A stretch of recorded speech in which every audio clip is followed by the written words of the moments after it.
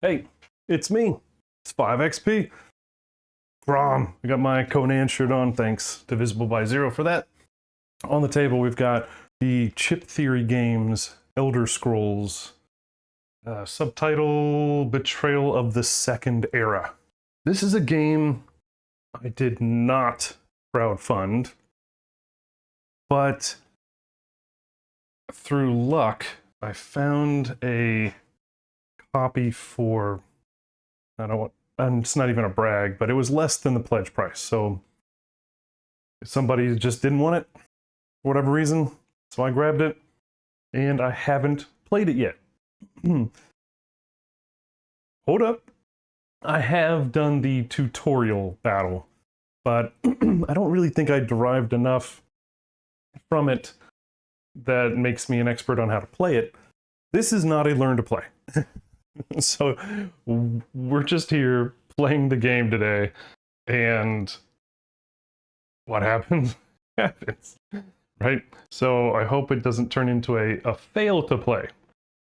So knowing me, knowing who I am, and how I got my nickname of 5XP, we're going to put up a poll to see how many 5XP moments we're going to have today. And I'm not going to put my hand in the pot here, because if I were me, if I were a betting man, Mr. Vegas, I'd go all in. I'd say we're going to have a plethora of 5XP moments. This Chip Theory game is, I don't know if I want to say it's a culmination of two of their other games, but it does kind of feel that way. So Too Many Bones and Cloudspire. It feels like maybe a little bit of a combination mishmash of those two games. Cloudspire was almost like an automated tower defense kind of game, where you set up your chips and then there's Otama that, things move, and if you set things up properly, then you defend against the wave. It felt very puzzle-solvy. And then, once you do a mission, if you were successful, you're probably just going to do the same thing you did last time. So the replay value for me wasn't that great. So I ended up returning that one. But Too Many Bones, which is, I think maybe one of their first games. I don't know. Too Many Bones is a game where you have a dice tray very similar to this.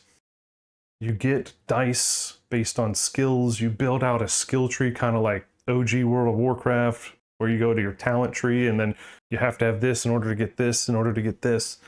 And then, as the game progresses, you get XP. You spend that XP to get more dice. So you're chucking more dice.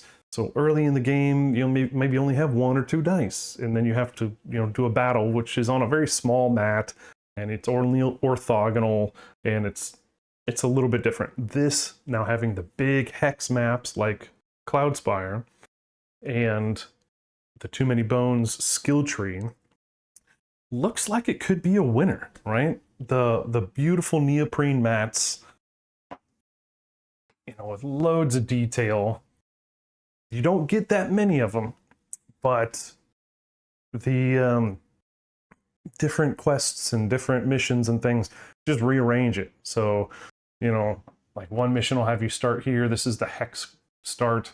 Maybe the next one has you start, here or here. It's very Gloomhaven-ish as far as the board goes. And as far as I know, lots of people, including myself, like Gloomhaven. So I consider that a plus. Just like Too Many Bones, there's an anatomy. And this is very keyword heavy. So this game loves its keywords. This is a level 1. So you'll see level 1. So the level is here in the middle. This is how many health chips, and they use these little poker chip type things. Now they're plastic, they're not clay, and they're not like 15, gram or 20 or whatever, not real nice clunky ones, but it's whatever. That's how it works. So they have their health, their range, how many combat die they roll, in Too Many Bones, they would have a defense stat where you would roll a defense die, and depending on what's on the face of the die, it would defend that much. But this is almost like damage reduction, so a little different. You know, you're not rolling as many dice, but now they don't have to print as many dice, whatever. And then this is what type they are. Are they humanoid? Are they monster? Are they Daedra? And then this is their targeting profile. It'll target multiple strong characters if it's adjacent to them and can hit multiple, it will. And then keywords, and I'm telling you, Too Many Bones is that's a tough one. They've got a lot of stinking keywords. Well, it's no stinking different with this one. And no, it's not just one side. It's two sides. What's up, Necro? Yeah, lurk all you want. Not like, I'm not going to say you're going to get a whole lot of info by lurking, but you'll at least hear the sound of my voice. Anyway, welcome, Necro. Thanks for coming, man. I appreciate your support. This guy has been here from the beginning and has subbed the whole time. I get those little alerts that say, hey, this guy's this guy's a creep. He won't stop watching you. I'm kidding. All right, I love you guys supporting me and following me. You guys are great. Anyway, so you'll get a bunch of these bad guys on the board with that many health chips, and they're going to move around the hex with their Otama. And it's tactical strategy, but you get to level up. You get to basically design your character however you want. And I'm looking forward to this. Just expect the 5 XPs. So I will still chuck dice on the overlay stuff here. So we're still going to do that. Still have fun with that. But let's talk about the character sheets here. So you get a ton of these little bookmarks. Some have races. So, hello family. So we've got, I chose an Argonian, which is thematic with the Black Marsh. If you play the game, Elder Scrolls, Argonians are in the Black Marsh. Picture doesn't mean anything, but what matters is right here. So this guy, once per battle, when I would be dealt damage, I can negate it. So a big Hail Mary, I don't know, tough skin or something. I start out with 5 health. And if you look down here at my character board, that is this chip. So I get a little 5 health chip here. That slots into one of these open circles on the sides. So you get 8 circles total. 4 on the left, 4 on the right. And you can slot this token in any of them. All right. The strategy on that is let's see, if you look at my stamina is 3, I put my stamina here. Now stamina goes out here. So if I place something on the right side of this board, and I'm going to have a lot of dice, or I'm going to want a lot of dice on that side, I cannot go. It's capped. This whole right side piece here is capped at 3 dice. So I might not want to put something I'm going to want to really deep dive in experience-wise. So I haven't put anything over on that side yet. Health does not actually put little chips in there, so I can use my bow, which is my main stat. So I went with an archer. I want to be really good at that. So I put my bow stat across from health, so hopefully I can level it out all the way out. So you have to have some strategy left-right, because it gets capped by the opposing skill line. So right now I have 3 empties. You get a stamina stat, which determines how many hexes you move on your turn. It also determines the range of the weapon that you use. So if it's a ranged weapon, you can shoot people. I can shoot people 3 hexes away. Right. Ranged weapons, unfortunately, do not work adjacently. So I technically can only shoot things at range of 2 and 3. So 1, nope, can't do it. All right, then we have Magicka. Any Magicka-related spell or skills are going to key off that. And these are important. The stamina and the Magicka are important. They have these little cubes in the air, not dice.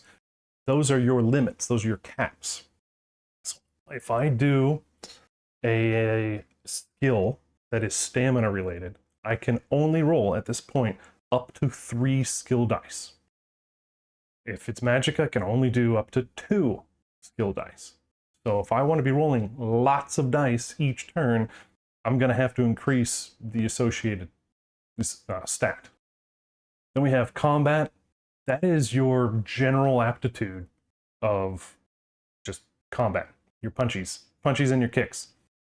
All right, so you get white dice for that stat. And this is a stamina stat, so this is generic combat. All right, so we know it's a stamina stat because this is green. Of course, it looks blue because we're on a green screen. So it's a stamina stat, so you can roll these dice when you're doing stamina-related skills. So my archer here, bow is also stamina. So if I want to roll, and I have a cap of 3 on my stamina, if I want to roll all 3 of my dice in one turn, I can. All right. But if I have a magic spell or something I want to cast, you can't use, you're not going to be punching and doing magic. So you could only use magic related skills, and I could only roll 2 die at that time. I don't want to overload with rules at the beginning. I'm more of a let's just play and learn as we go along type of person anyway. I don't want to get too far into it. But just like Kingdom Death, so if you're here for Kingdom Death and are just going to stick around, this game has phases. There is an overland phase on the overland map. There's like a town phase, so if we go into towns, there are many towns on this board.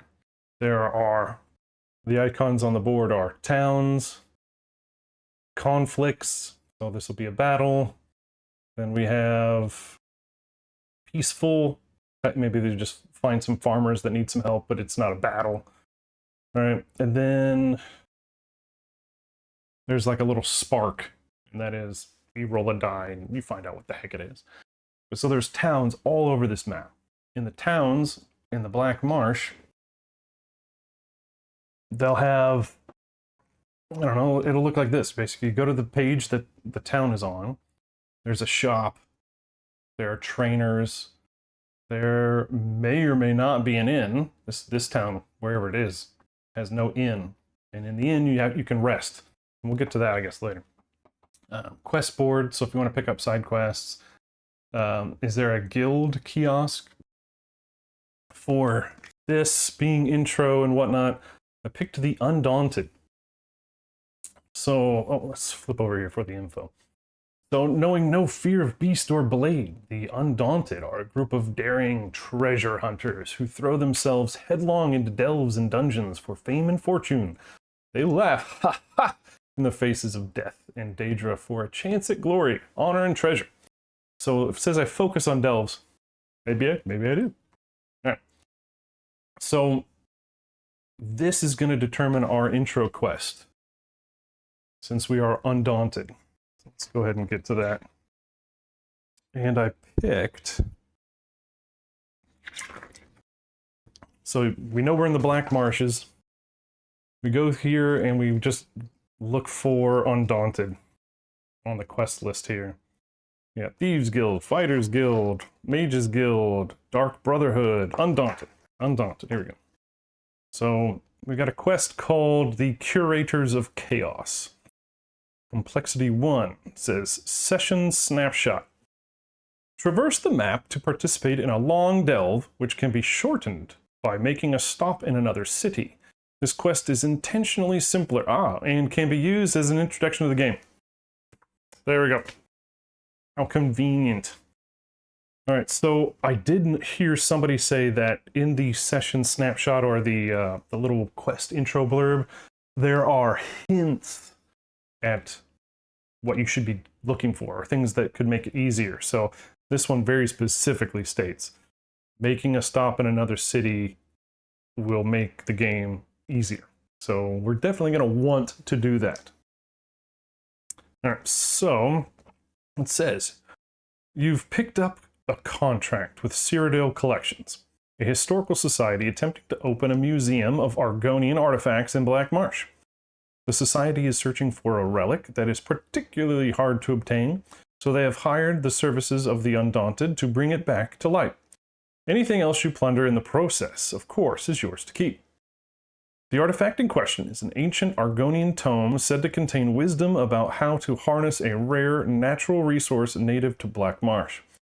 Cyrodiilic Collections has learned that the book is located in a complex cave system below the city of Stormhold.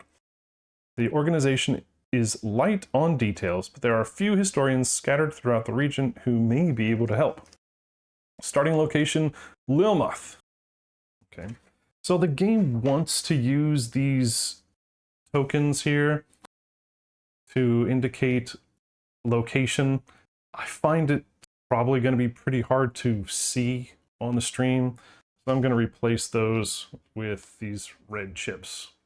So I think that'll be a little easier, okay? At least for you. And let's see, turning the page, quest objective. Travel to Stormhold. Okay, so that's way up at the top of the map. So we got some trekking to do. And proceed to quest step B2, B22, for the day's encounter. Recommend by day 12. So we probably don't want to just rush straight there, because we're going to need a certain strength, a certain power, or level up abilities and whatnot, and dice and health to be successful at that final mission. So rushing isn't supposed to work. Maybe it does, I don't know.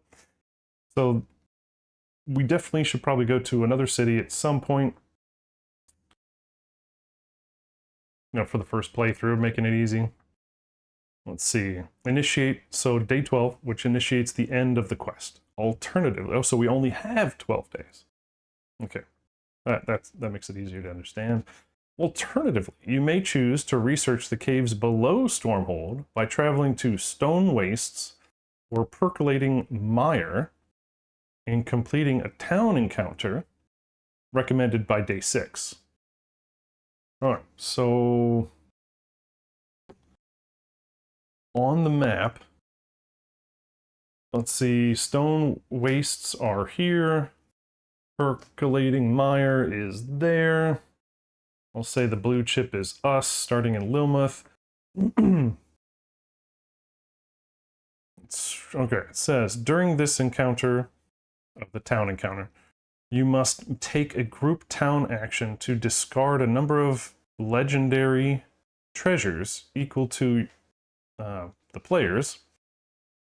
Okay, so we have to get a legendary treasure somehow in order to go to a town to trade it in. And then something good will happen, all right. Gain 1 XP during that day's reward phase and proceed to quest step C23. This will make the final quest step easier. Got it. All right, so we're starting in Lilmoth. The Black Marsh has a special feature called Weather. Apparently it's Ireland.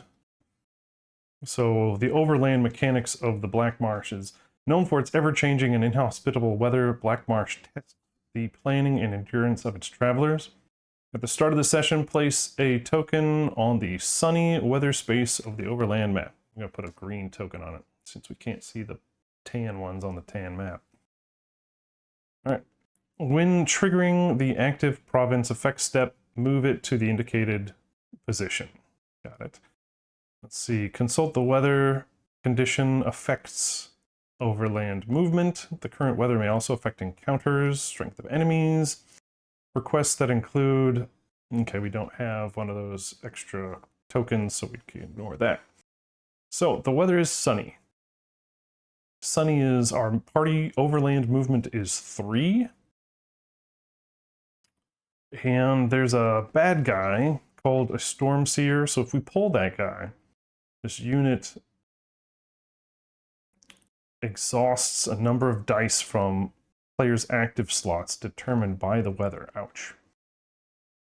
So yeah, we don't want to face that guy. That is a guy who's going to remove our skill dice from our board before we act, or before he acts. Then that's usually stuff in the active slots are things like defensive ones that will mitigate or lower incoming damage.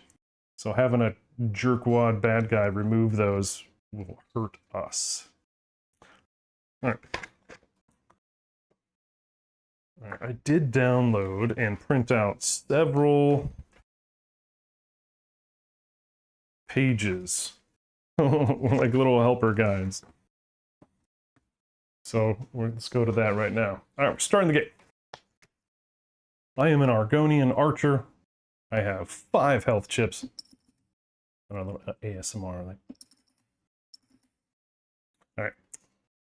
I have a skill called a bow, which allows me to deal damage to a target at range, and I get to ignore 1 defense on the target.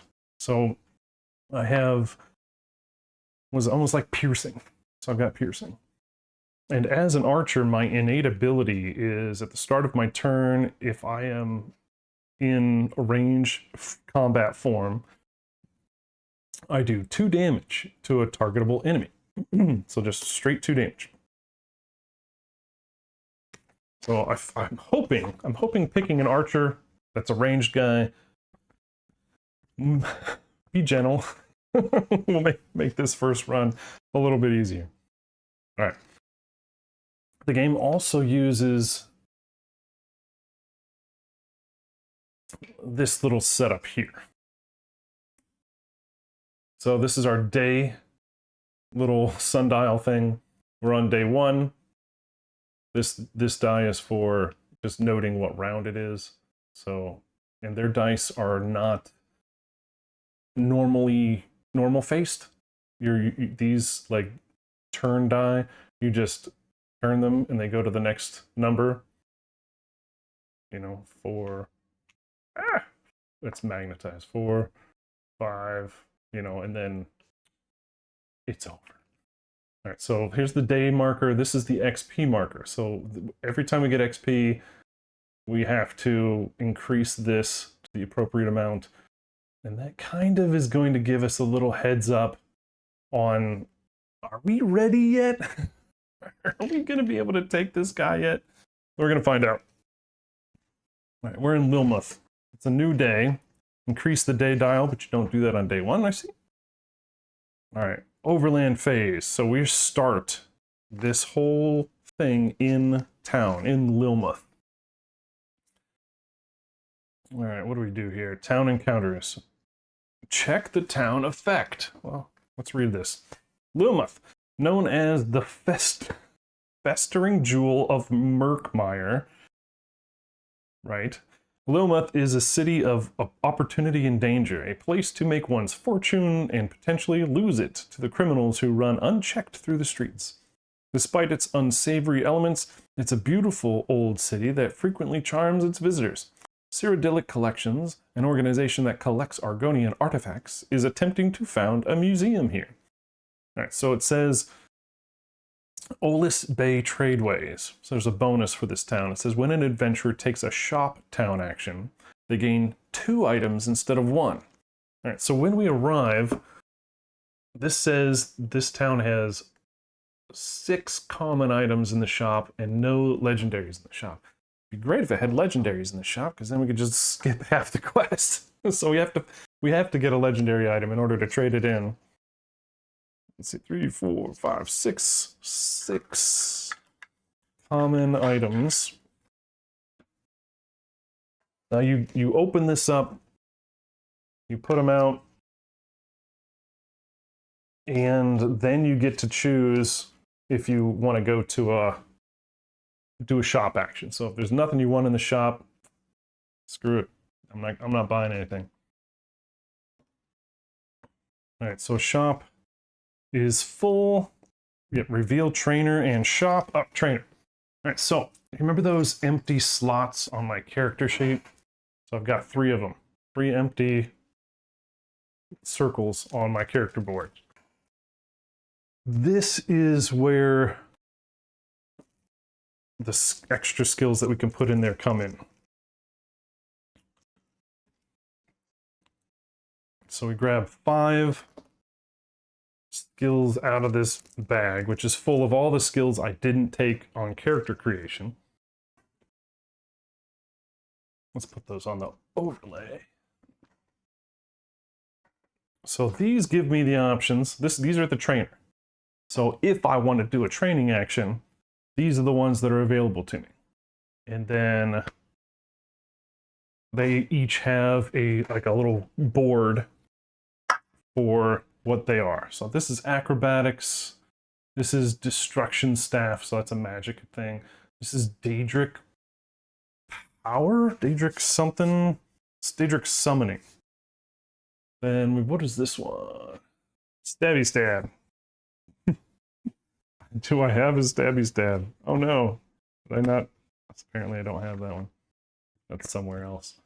And then get to call it stabby stab. And then this one is shadow. Oh no, wait, sorry. It's red. It's a red token, but it's a yellow icon. Right on. That one is 2-handed weapons. Oh, I guess I can kind of see. There's 2 hands on the weapon. Obvious. Of course it is. So if I wanted any of these skills, I can take a training action to go and pick one and put it on my board. So I'll put those right there. Again, we're still not doing anything yet. We're just preparing the town. All right. Complete any side quests? Nothing yet. And then town actions. So the town actions are, now am I limited to the amount of town actions I can do? Does anybody know? Again, this is a two-way street here. If you know and I don't know, team up. Let's see. Overland. Where's the town phase on these cheat sheets?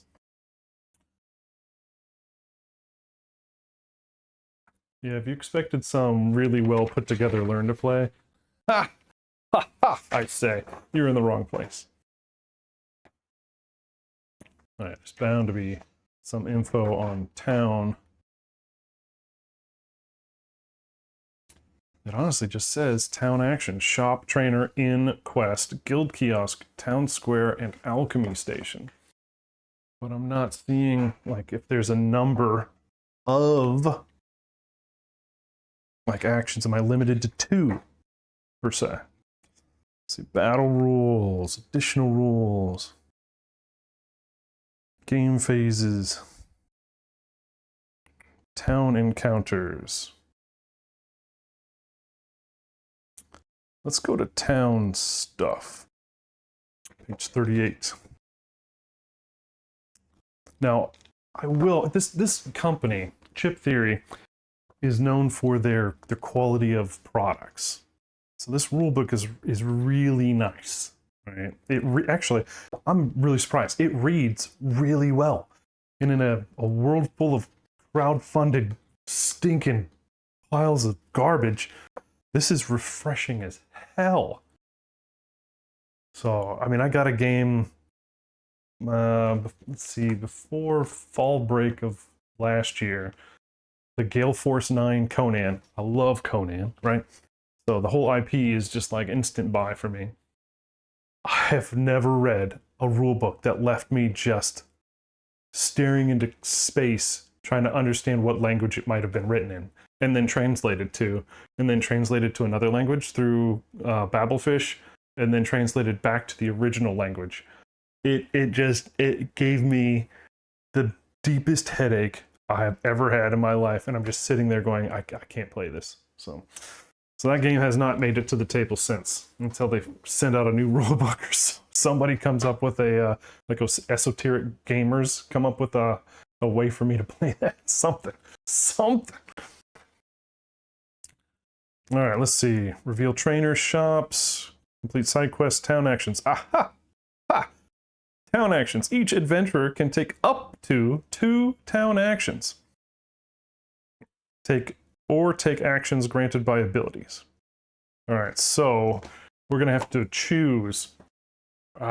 Probably want to get some of these items because this town gives me 2 instead of 1. So that seems like a really good idea. We also have the guild kiosk gives us this special ability. For your guild kiosk town action, discard all items in the shop, refill it with new items, then gain 1 item from the new selection. So basically, but I don't think the Lilmoth 2-for-1 applies for this. I think this is basically just a refresh with a 1. So a regular town store action would be, I get 2 of these, and then if I wanted to use the guild kiosk to refresh and grab another, I'd only get 3. Does that make sense? Does that sound right? I mean, who's here to correct me? All right. Let's see, the town actions. We have shop. You can get stuff at the shop. Trainer. Trainers enable adventurers to add available skill lines. If a town has a trainer, you grab these 5 tokens. Since I'm only 1 player. The inn, and this one does have an inn, called the Lusty Argonian Footman. Okay, when you go to an inn, they are healed to their maximum hit points. You can remove all light and heavy, basically over fatigue, from your cooldown track. Okay, so if you're completely laden and unable to do anything, you can do a rest action. In this game, we are doing it at like the ultra noob level. So at the end of every round, I get to recover 2 dice and heal 2 health chips. So they're being the lowest level of difficulty is where we are. The quest board. We can draw 2 side quests and choose whether to accept one of them on behalf of the party. Unchosen side quest cards are discarded. Neither quest is accepted. Both cards are discarded. Side quest, yeah, okay. Guild kiosk, yep, can do their ability. Town square. An adventurer who uses the town square may trigger the ability described there. Oh, let's find out what that is.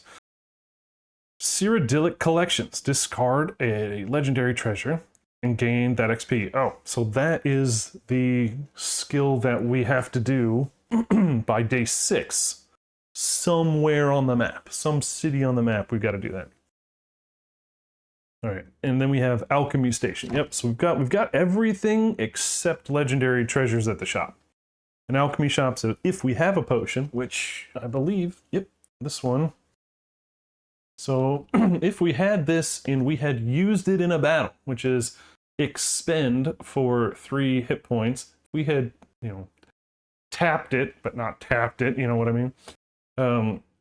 This cannot get untapped. I owe you how much, Wizards of the Coast, for each use of the word tap? You have to go to the alchemy station in order to fill it back up. So if I wanted to take this and then fill it back up, I have to use a town action at the alchemy station. All right, well, what are we doing? So yeah, I'm telling you, the rulebook actually works in this game. So far. All right, so we have 2 town actions. I definitely think we're going to get gear. Let's take a look at all the gear. So get 2, why wouldn't we? There's all kinds of different gear. We get food or consumables, a Whiterun trout. Discard this item, then drain 1 available skill die and heal for 1 hit point, plus an additional hit point for each skill die of yours that is currently drained. Drained, so hands for the amount of people here that have played too many bones and understand the whole using of skill die. No, not many. Okay, so these things here in this little area are skill die. Sometimes combat die qualify and don't qualify for things, but when I roll them, I could say, okay, I want to use this because I just did 3 damage, right? So these, now that they're used, go down in my cooldown track, right? I don't get them again until I get to recover them, all right? Or let's say I have a skill that when I roll it, I put it in my active slot, all right? Well, that's there, it's in my active slot. Can't use it again until it comes back. If at any point the die or an effect from battle tells me it's drained, it's gone. Like, it's not a recoverable die unless I have another card or skill that allows me to get a drained die. Right? Drained is bad, in my opinion. Drained die, that's probably not really what I'm looking for. Right, so I do not want to be draining die to eat. There might be classes in this game that like that. They work that. Their mechanic is about draining die. Don't know. All right, so then we got a glyph of weakening.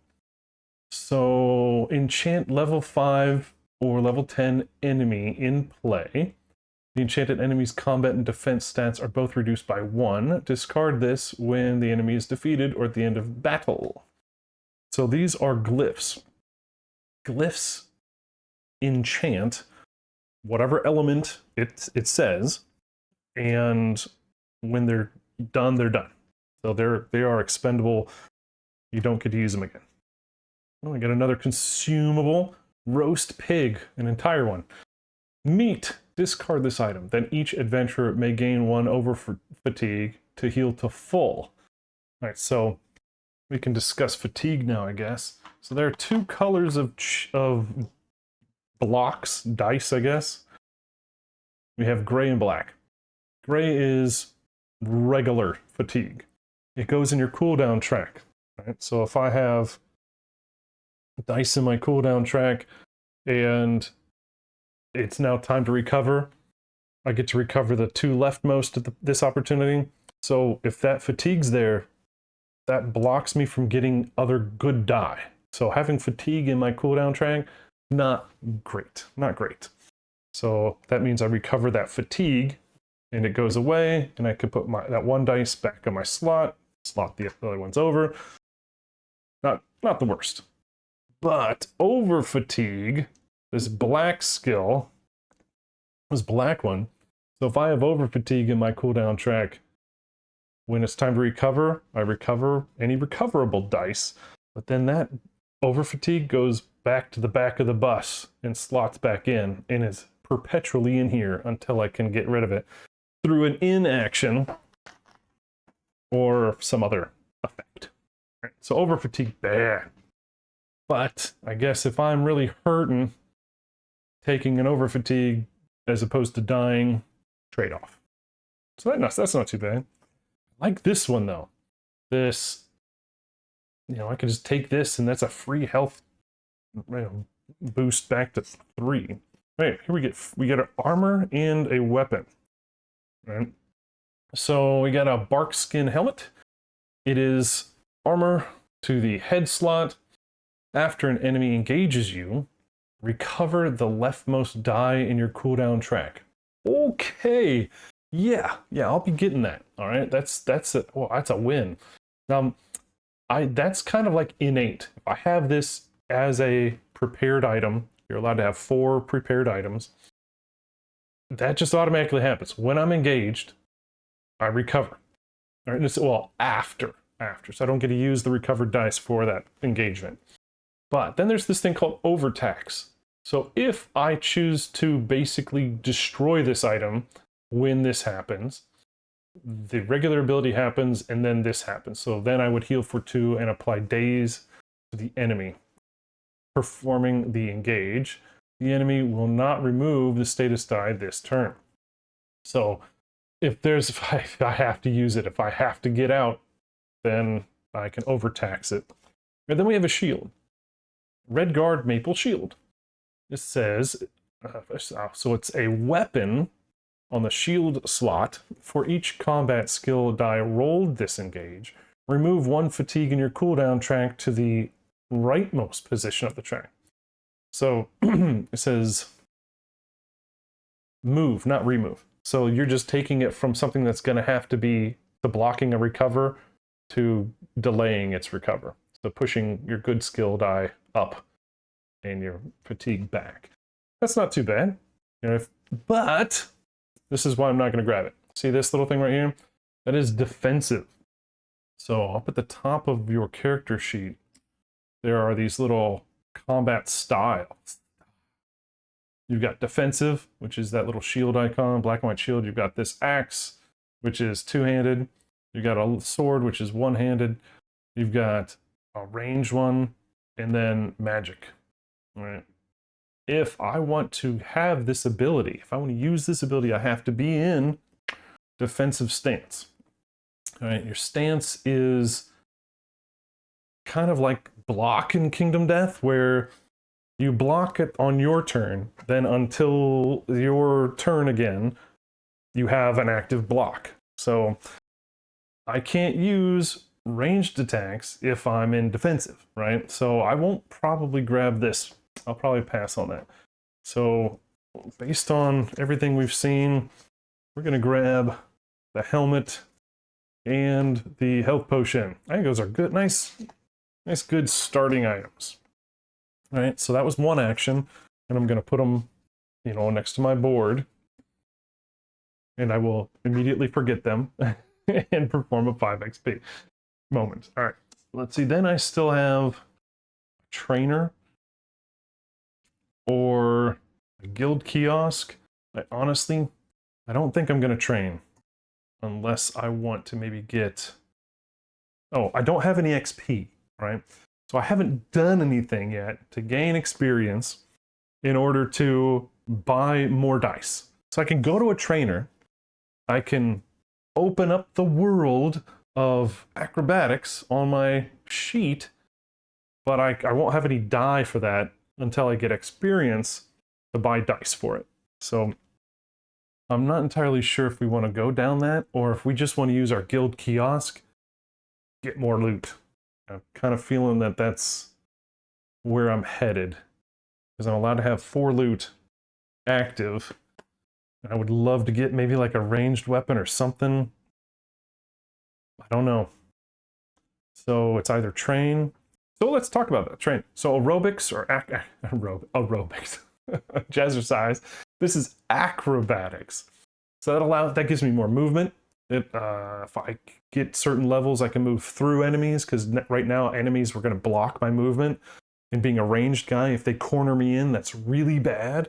So I'm tempted to get acrobatics. All right. I'm not going to get two-handed weapon fighting. I'm not going to get sneaking, or maybe I am. I don't know. Let's find out. Let's sneak. Or sorry, shadow. So a level 1, so it's a stamina stat. So we get, oh, we could talk about this. So this little icon right here, this tells you where it's going to go. So if I roll this, it's going to go in the active slot. All right. So gain a stealth status die when you place this in an active slot. When engaging an enemy, you may exhaust the die to ignore defense on my target. So doing like a sneak attack. Not sure if that's going to work if I'm the only stinking player, right? So I will probably skip. I think that's more of like a support type thing. Like if one person's a tank, you get another person that sneaks up, stabs them in the back. Schnickety snike. So then we have Daedric Summoning, which uses Magicka skill, which I don't have a lot of, and I'm not planning on using that. But it does have some sweet abilities. All right. So here's the level 1 Daedric Summoning skill. There's only one of the dice in the game, but this is the cool part, right?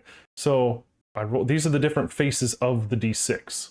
So there's, you don't get that many dice. So 2 of them give you tenacity.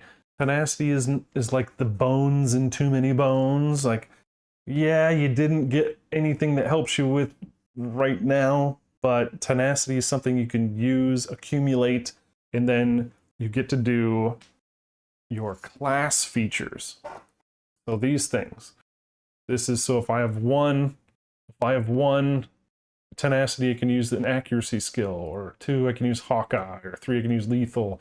So as you accumulate tenacity, you're basically unlocking cooler features of your class. So this has a high chance of tenacity, but then it does this, right?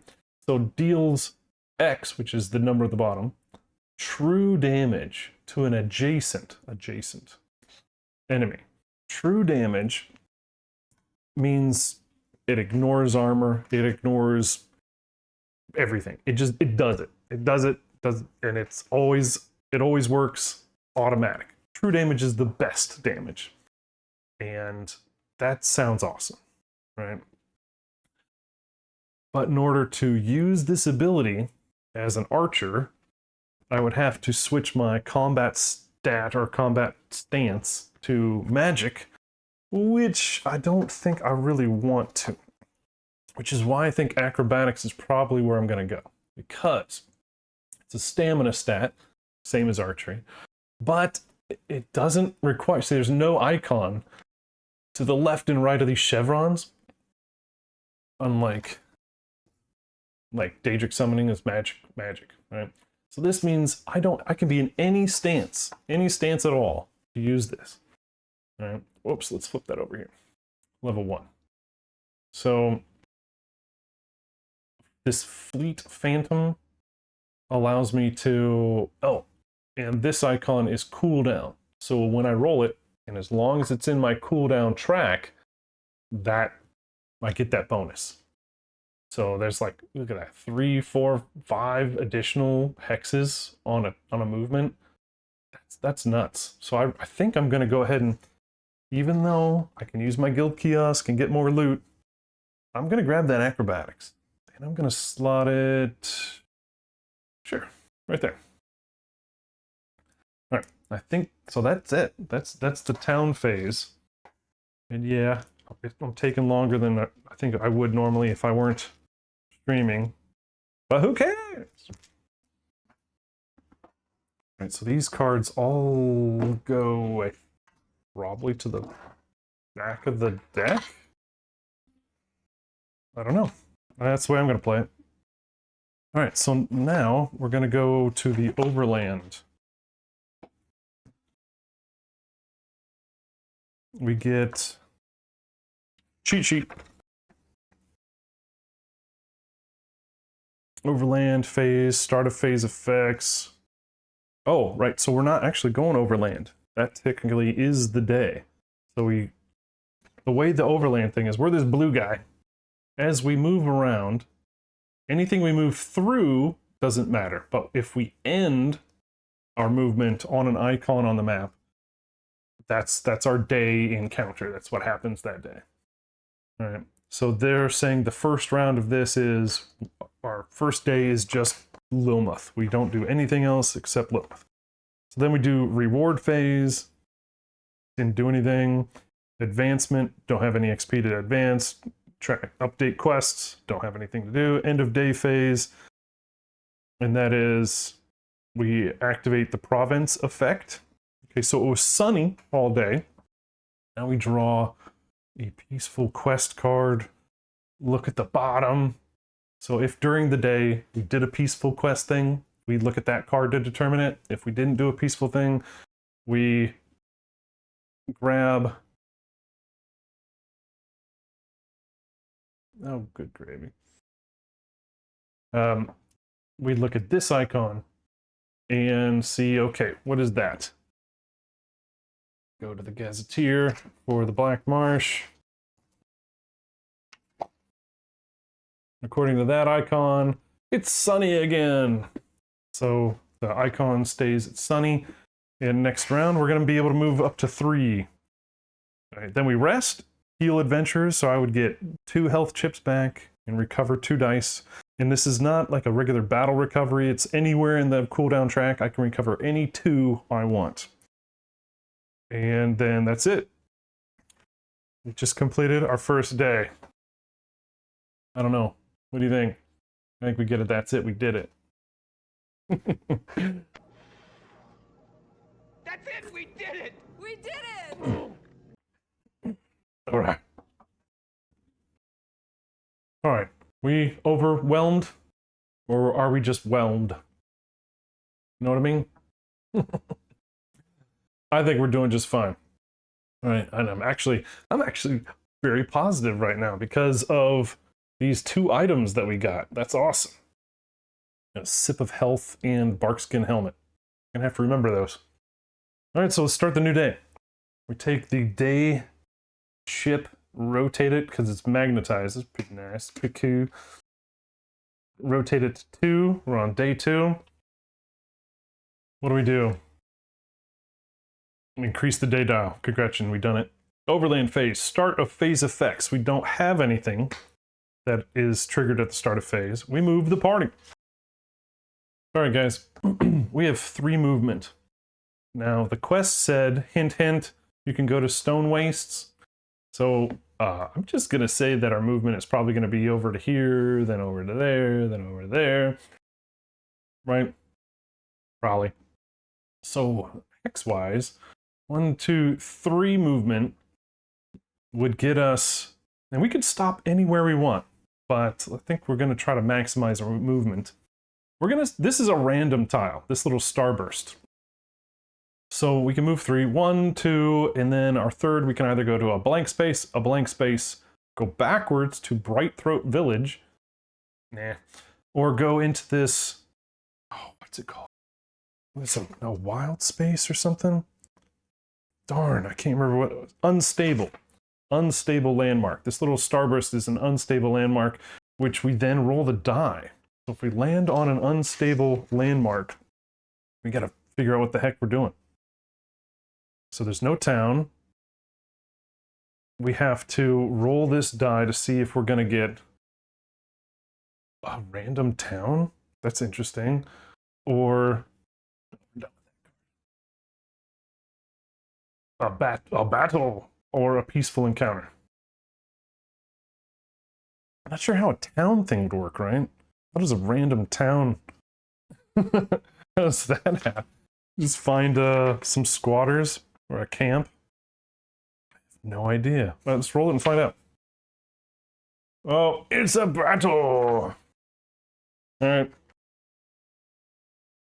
So some enemies of ours. It says battle. Start of round counter, fatigue. We're not even there yet. So what do we do when we get a battle? How do we find out what... Is it a card? Oh, right. Almost 5 XP'd. So there are cards here, right? So like the card we used to determine the weather. If we had rolled peaceful, we would pull one of these peaceful cards. All right, they're shuffled. You get generic ones, and you get black marsh ones. You shuffle them up. All right. But we rolled the battle symbol, so we get this card. Oh, crud, we're captured. All right, so you awake from a deep slumber, groggy and confused. As you try to blink the sleep out of your eyes, you realize you've been manacled and stripped of your gear. Nearby, your presumptive captors sleep around the fire that you started hours earlier. This is insult to injury, and it can't stand. This aggression against Kuwait cannot stand. On the other hand, these captors look pretty tough. Maybe this can stand after all. If you were just to sneak off, what's the worst that could happen? Gear is replaceable, limbs not so much. Oh, I just got that gear! And the fans want a battle. They want blood. Alright, so I guess I flip this over, right, and determine what the heck it is. Let's find out. Alright. Alright, so I have 2 choices. Ah, no I don't. Alright, here's an important thing. Alright, you see how it's circled in red? Alright, if it was an unstable location that we pulled that on. Like if it was a map tile that had the battle symbol on it, we would be able to have a choice whether to tiptoe off or to battle. But because it's red and we got the die to roll that, we can't. We have to stay and fight. Yes. All right. So this is the starting tile, this one right here, and it looks like our battle is the exact same thing that we already have. So during this clash, adventurers cannot use items. All right, yeah, they stole it. Derp. All right, so that's a big boo-hoo. I'm disappointed. That's the whole point of doing that. All right. It says, the first time an adventurer unlocks a cache, the item is discarded and the cache chip is placed on the character's mat. They have recovered their gear and can use items for the remainder of the battle. Oh, okay. Cool. All right, so it's up to me to get my items back. All right. Okay, so if you look at the card, get that little pointer out. We have cache locations. Here. That's this little bag, right? And then depending on the number of players, each one of these numbered positions is the priority deploy slot of an enemy. So it says battle objective conquer. 3+ players replace all with legendary. Darn. Okay. So it does say the first time an adventurer unlocks, we get our gear. So I'm probably gonna go straight to that one, but our bad guy is right there. All right. So we get our cache chips, which look like this. We place them on the map, 2 far corners. I need my croupier stick. And then where is that one? Right. All right. So it's too bad my overlay covers the map. But I'll put the map at the top of the stinking table up here. I'm never reaching it. So trade-off. All right, now this is where I find out how many bad guys I fight at level 1, being only 1. Right? So in Too Many Bones, you would do things like you take your party members multiplied by the day, or maybe this one's by your XP. So we're going to find out. Enemy pool, 54. Enemy pool. All battles use a numeric enemy pool called EP to set the levels of the enemy chips that are drawn and deployed. It's first calculated and the level value is drawn. Subtract. Okay. So when no EP remains, no more bad guys get drawn. To calculate EP, multiply the party's total XP as shown on the dot. That's 2. And multiply the party's total XP as shown by the number of adventurers. The EP must be spent as efficiently as possible. All right, so 2 times 2, math and magic. So we're not going to get anything higher than the 5 bag. So we get a level 1 in 5 bag. Let's say if it was 5. Let's say if the magic number was 5, then we would grab a level 5. 1 level 5 bad guy. All right. And if the total EP was 6, we'd grab a level 5 and then a level 1. You wouldn't grab 6 level 1s.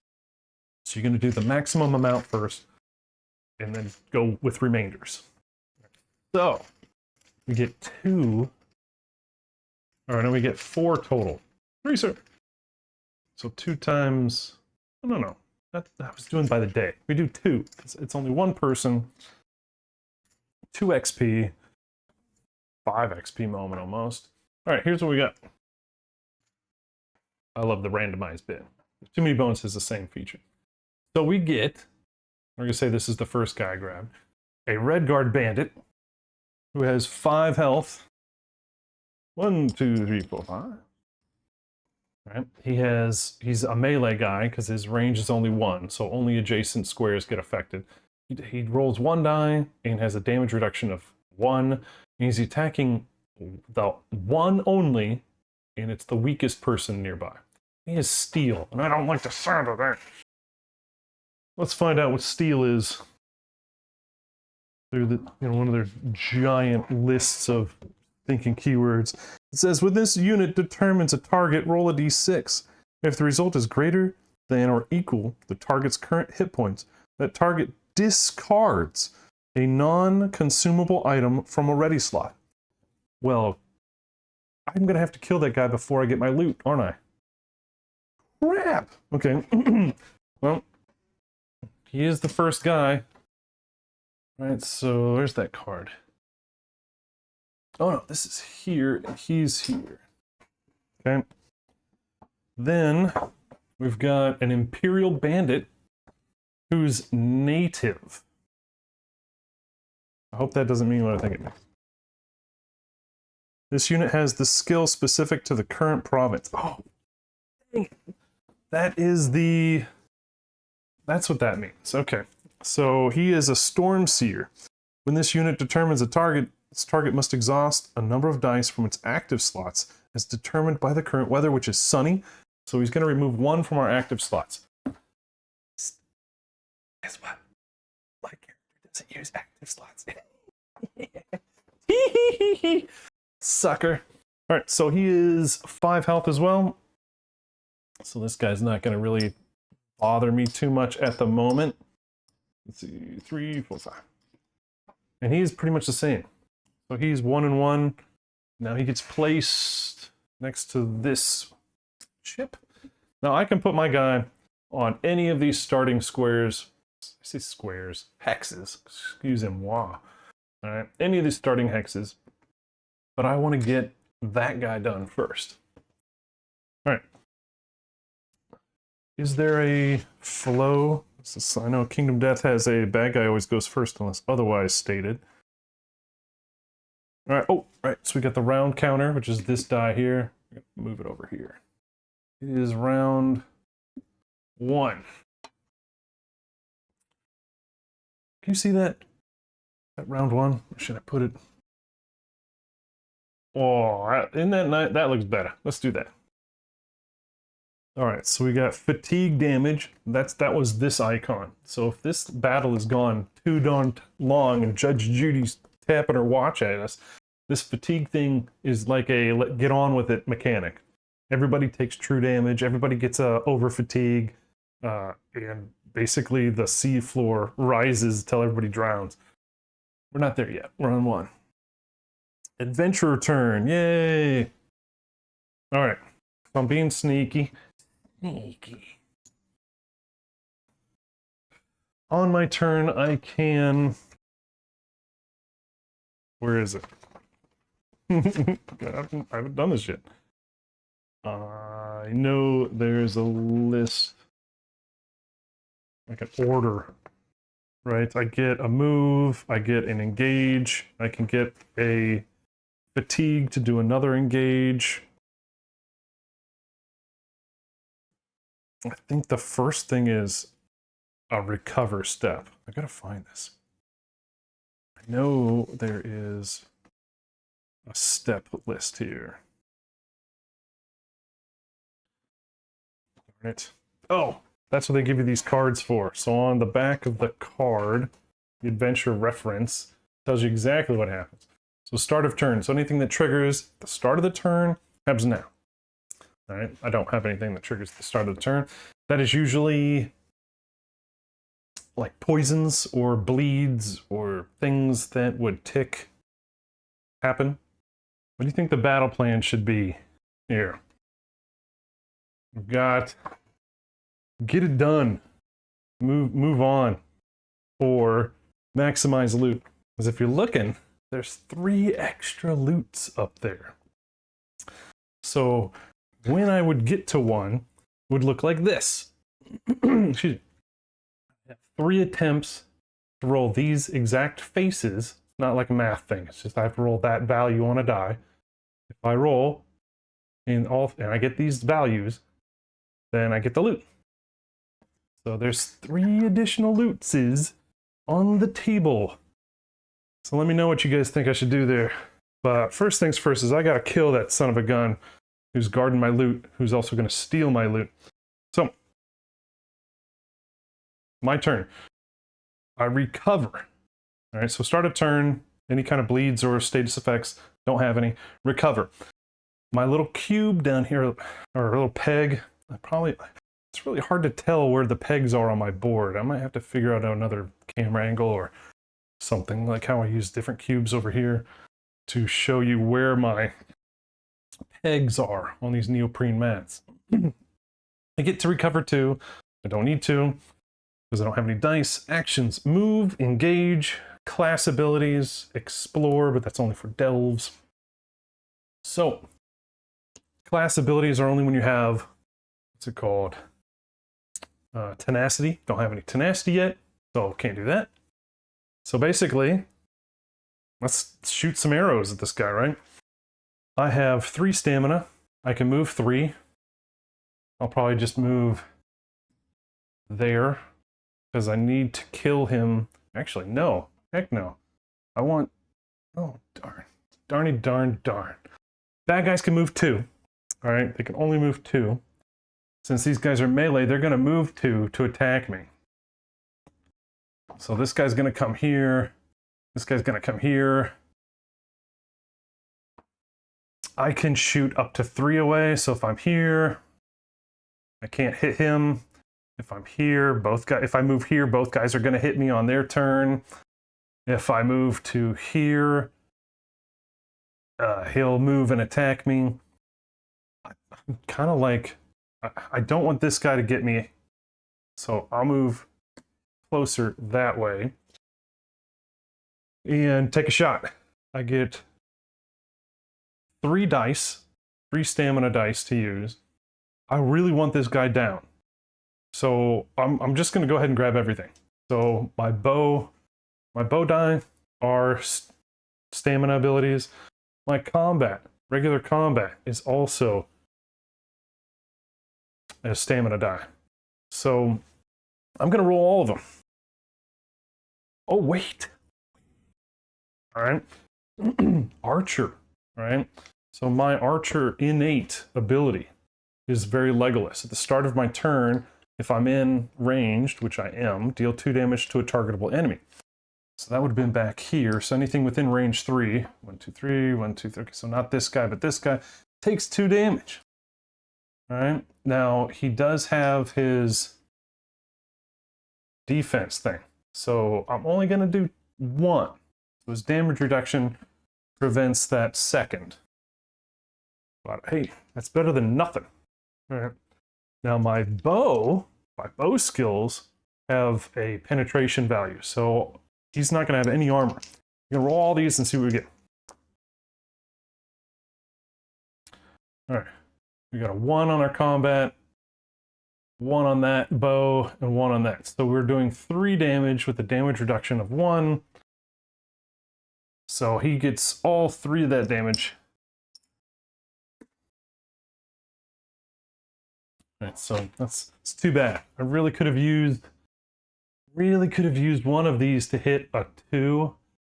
There is only 1 2 on each of these. I think there's only 1 2 on the regular combat as well. Yeah, if I could have had one of those 2s, we would have killed him. All right, now all of these die go in my cooldown track, and I can determine at what order they go in there, but they will all go in there. So I'm going to get all my bow dice back. No, I'm not, because if they're going to be adjacent, I can't shoot them. So I'm going to put them in kind of an alternating pattern. All right, so my turn is now done. Oh, wait, I forgot to move. There we go. All right, my turn's done. Now there you go. Now if you would normally do the highest value chips go first, it then, you know, tack all the way down. So 20s, 10s, 5s, 1s. Both of these guys are 1s, so I get to pick. I'm going to have this guy go first. He can't hit me, so haha. This guy goes, moves, and attacks. And he's rolling 1 die. So this is a bad guy combat die. So he's going to roll this one. Do 1 damage to me. And I don't have a choice. So I take off 1 chip. And that's it. Bad guy's turn is done. Let's see, then what happens? I think it just goes back. Oh, end of round. So this will tick up. My turn again. I do 2 damage to a target at the start of my turn for being an archer. I think I'm going to go ahead and just do the 2 damage automatic to that guy. So I do 2 damage, he blocks 1, he only has 1 health, and then we set the bad guys off to the side when we're done with them. Alright, so now I'm going to move. Caches do not stop your movement. So I can move through it but continue my full move. So the first time I get to a cache, I get my items back. Right? That's awesome. And then 2, 3. Because I'm gonna. What was the poll result? Oh, nobody voted. All right, well then I'm gonna do what I want. I'm gonna try to maximize my loot on here because I think I can with this guy. Being a melee guy who it just takes out my active slots, I think I can run away from him and just kite him the whole time. All right, so that was my turn. His turn. 1, 2. He's going to roll his combat die. Oh, he's going to remove my active slot. I don't have any. He's going to roll his combat die. Do 1 damage to me. Now I have to remind myself what the heck this one is. After an enemy engages, recover the leftmost die on my cooldown track. Oh, I never attacked. Hey, chalk it up. Here's the first one. 5 XP. All right. Let's rewind. I moved, I got my loot, but then I never attacked. You klutz. Alright, so I would have recovered after doing the 2 automatic. I would have shot him with those 2. Alright, we get to talk about tenacity. So, this... Oh, right. Does that count? This is a good question here. So, the purple die is my bow die. So, deal X damage to your target and ignore 1 defense on the target. But I didn't roll damage. So, I don't think I get the damage or the piercing. I think if I roll a bones or a tenacity, which is this, that increases my tenacity up by 1. And then this does 2 damage. He blocks 1 of them. Alright, they go in my cooldown track. Now I have tenacity, but not enough to really do anything. So my tenacity is, I can increase the range for 1, but I don't have 2, I only have 1. So I can't do anything else. Alright, so then he moves up, he rolls a 1. When he engages, oh, I take a damage. Right, take a damage. Then, because it's after the engagement, recover the leftmost die on my cooldown track. That's awesome.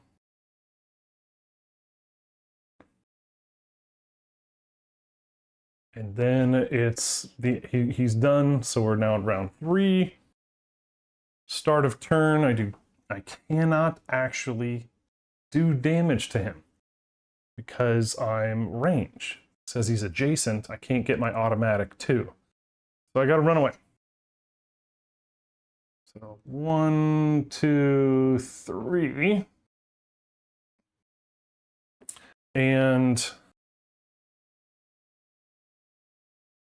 I'm going to check out that card. So I don't get to see it yet, right? So I get the, what are these called? Lockpicking die. a lot simpler than the, was it too many bones lock picking? God, I hate that mechanic. I'm sorry. This is the worst mechanic ever. All right, I wish they would have done something a little bit easier. This I can tolerate. All right, so I just rolled a die. I got a 2, a 5, and a 6. Whoa, okay, I like this. The 5 matches that, the 6 matches that. Now I have a 2 here. I have 2 more attempts. I could roll and hope I get a 3. Or I can take that 2 and the delta, the difference between the target number and the current number, I take that many light fatigue and put it in my cooldown track to turn it into that number. So it's now 3. And now I unlock the item. So there you go. That was easy. All right. Let's see what 'tis. Sausages. Breton pork sausage. It is a meat consumable. Discard this item. Then party members may move a collective total of up to 6 hexes. How does that make you move? I'm curious. All right. Anywho, I got that, which is nice. All right. But I am too far away to target the bad guy. Unless, when selecting a target, increase your range by 1, right? So I can use my tenacity, which I will, which I shall. I forgot to recover. Forgot to recover dice again. All right, so now I will do that. I'm going to spend my tenacity, and I'm going to grab my dice pool for stamina, ranged attacks, and shoot at that guy who's 4 away. 1, 2, 3, 4. Oh, yes, 4. He's got 1 defense, but if I get any actual damage from my purple die, I will negate that. What do we got? 1, 2, 3. So I do 3 damage to the bad guy. He's down to 1. All right. Now it's bad guy turn. I do not have any active slots, but he just gets closer to me. He doesn't do anything else. And honestly, I don't think I can continue to loot because at the start of the round, or at the start of my turn, I do my archer thing. At the start of your turn, if you are in range, deal 2 damage to a targetable enemy. It doesn't say may. It says, do it. Do it. So I guess I do it. All right, so that means I do 2 damage. 1 gets blocked by defense. The other one goes to his last health point. Now here's the best bit. The battle doesn't end until the end of the round. So I can get 1 more. I could get both. I can move 3. Right, so I can get the top left one. Right, this guy's gone. Get out of here. All right, I can move to the top left and then be 1 space away from the other one. But we did just get that pork sausage. I could expend this, and then I would be able to get 6 more hexes since I'm the only party member. Party of 1. It's a me party. So I think I'm going to do that. I think I'm going to go ahead and, oh, am I limited on the number of caches? Is that like an FAQ thing? We can errata that crap after. I'm doing it. All right, so I'm moving 2 out of 3 to get this guy. I say nay. Nay, nay. I get it. All right, let's do the roll. See where I am. Okay, I got a 4. Okay, so a 4, a 3, and a 2 is what's required. Every single one of these is 1 fatigue away from a target number. I could take 3 light fatigue and be done. All right, but that would add, I'd be up to 4 light fatigue total. I don't know if I want to do that, right? So let's play the game. All right, so that's there. Let's re-roll. All right, I got a 3 and 1 away. I don't think I have a chance of going all the way to 6. And it's not like if I'm at 6, I can go backwards to 1. I'd have to spend 5 to get to 1. So I'm going to take 1 light fatigue, make this 2, and successfully open it. And it is... Oh, not for me, huh? Oh well. I wonder if it's worth something to a trader. Hickory Ice Staff, Destruction Staff. Gain, excuse me, drain 1 combat skill die to add a status die to your roll. Apply the resulting status to your target or gain it yourself. That's amazing. I kind of wish I was a magic user now because that weapon is baller.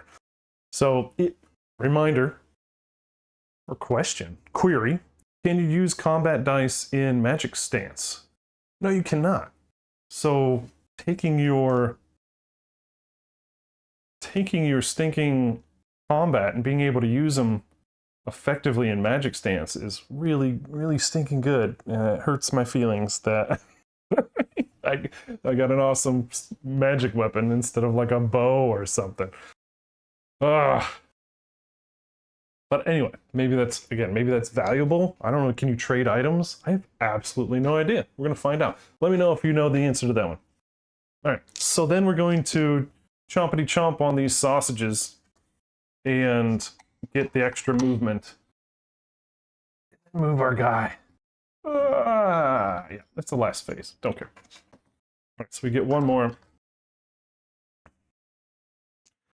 Good luck to us all. A 5, 3, and a 1. Yikes. Okay, well, I'll take the 5. I'll take the 1. And you know what? Screws it. I'll take another light fatigue. I don't know what the damage of having all that light fatigue will be. We will find out. All right, so that turns it to a 3. Freezer.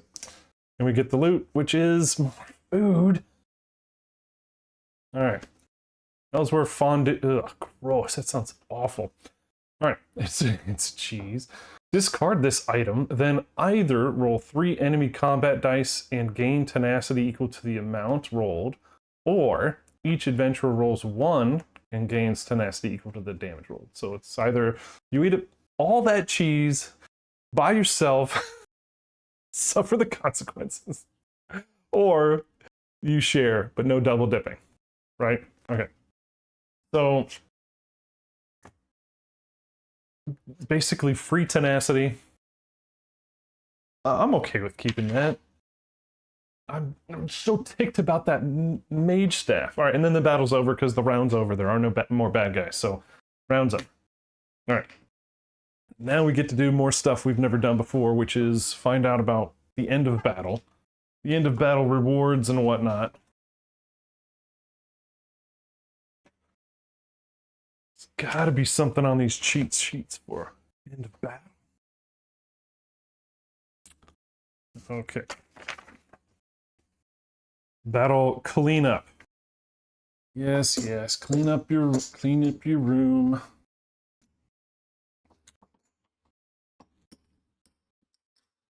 Now I do not go back up to full health. Reminder.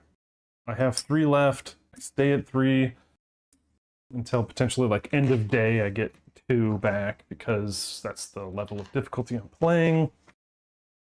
Let's see. Clean up units. There's got to be some more on this one.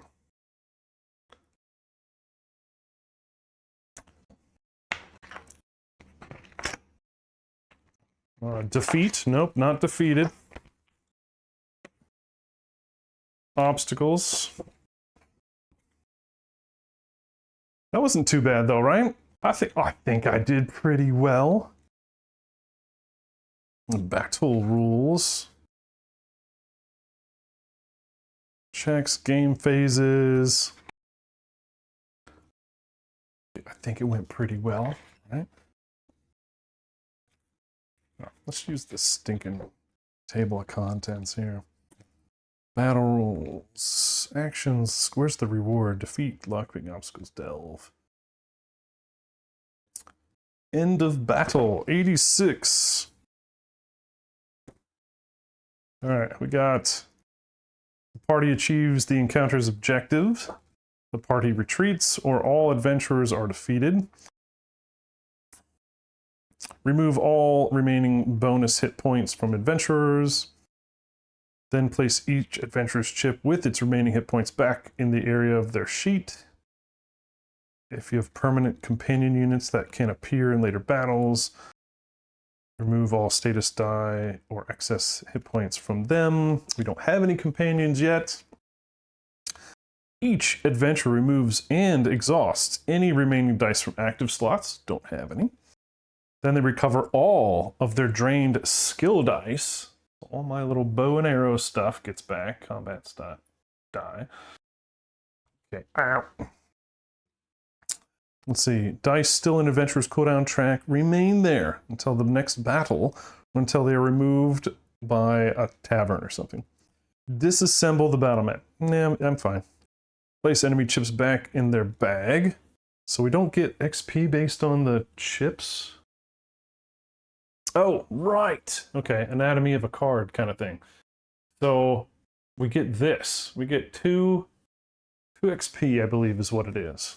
But we're not there yet. Place enemy chips back in the bag. Check.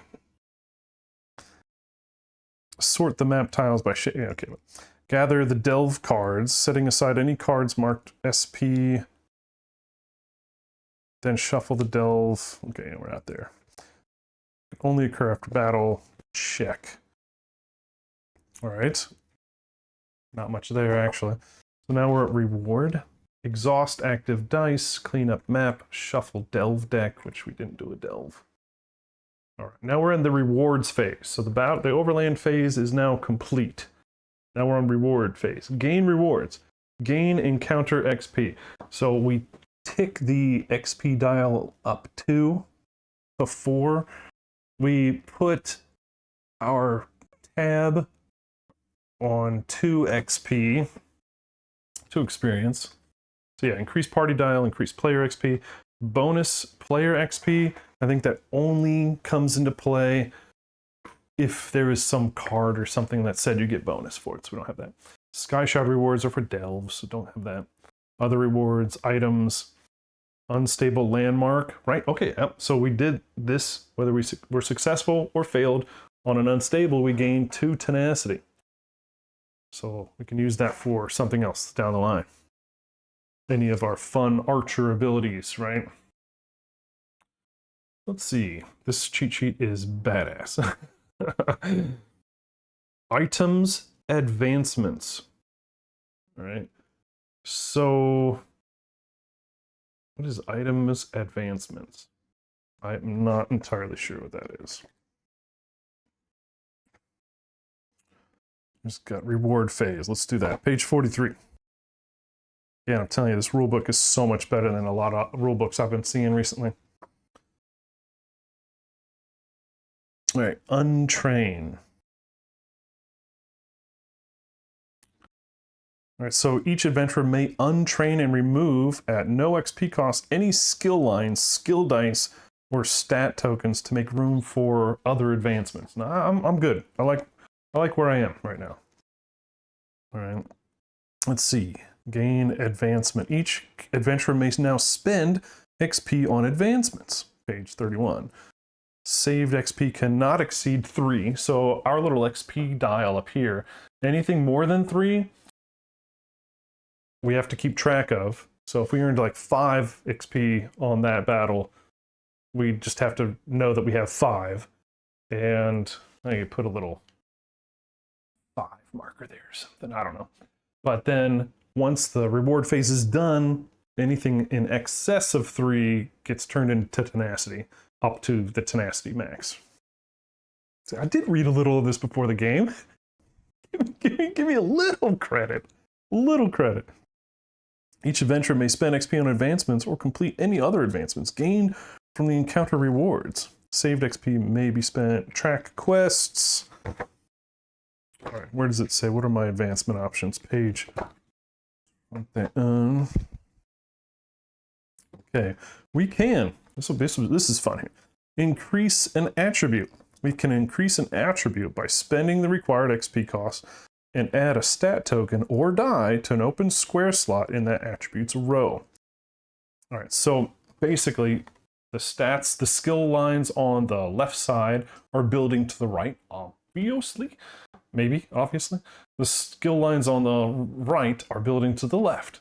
So you have to build to the first empty slot. All right, you can't build out here. You have to build up. Gravity rules apply, right? So turn it this way. Anyway, so if I wanted to get a 4th stamina, I look up here at the white numbers. So it would cost me 2 XP to get a 4th stamina. That means I get to roll a 4th die on any stamina event or action. I don't have 4 die to roll. That makes no sense. So probably not going to do that, right? There were turns on that last battle where I didn't have enough die to roll. I was only rolling 2 because my recovery down here, I only get 2 die back on a turn. So maybe I want to increase that, or maybe I want to increase the, my bow or my combat skill, so I'm able to roll more dice each turn. So I don't know, we'll see. Increase the cooldown stat is, so if I want to increase my cooldown, it would cost me 3 XP, which I don't have.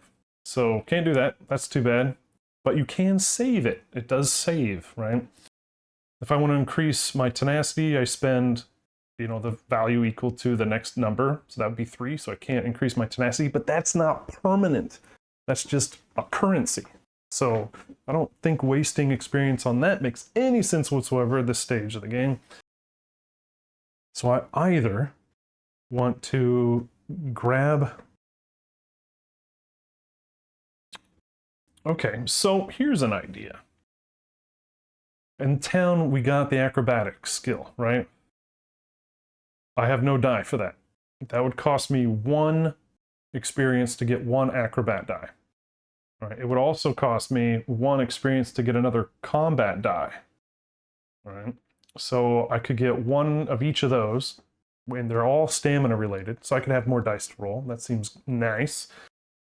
It would also cost me 2 experience, the same amount, to get another archer die. That could be worthwhile. I could also... Well, no, I can't, right? So that awesome staff I have is destruction staff. I'm not trained in destruction staff, so I really can't do anything with that right now, which is too bad because it's awesome. I get turned from an archer to a mage. I think it's a bit early in the game, and it might be too complicated for me to do on my first play, so I'll probably just sell that again if I can. No idea. Well, I think I like my my idea about acrobats. My acrobat die and my combat die. Right? Combat die would allow me to roll those on an adjacent enemy. So remember that turn where I couldn't hit that guy because he was adjacent to me? So I think that's just a little versatility, right? When the guy comes right up to Legolas and he just pulls out his knife and stabs him in the face. I think I'm going to do that. So I'm going to spend 1 XP based on this column for a second combat die, and I'm going to spend 1 XP for an acrobat die. Now, it's a yellow die, and it looks like a dice. I don't know, it's kind of whirlwind. They also have numbers on the top of the die. So I don't know if you can see that. Oh yeah, you can. So that number tells you it's a level 1 die. So yellow matches the icons. Well, that's what we need. Boom. All right, so now my sheet has 2 combat die, an acrobat die, and that's both my experience. I have no more experience. I can do nothing more. All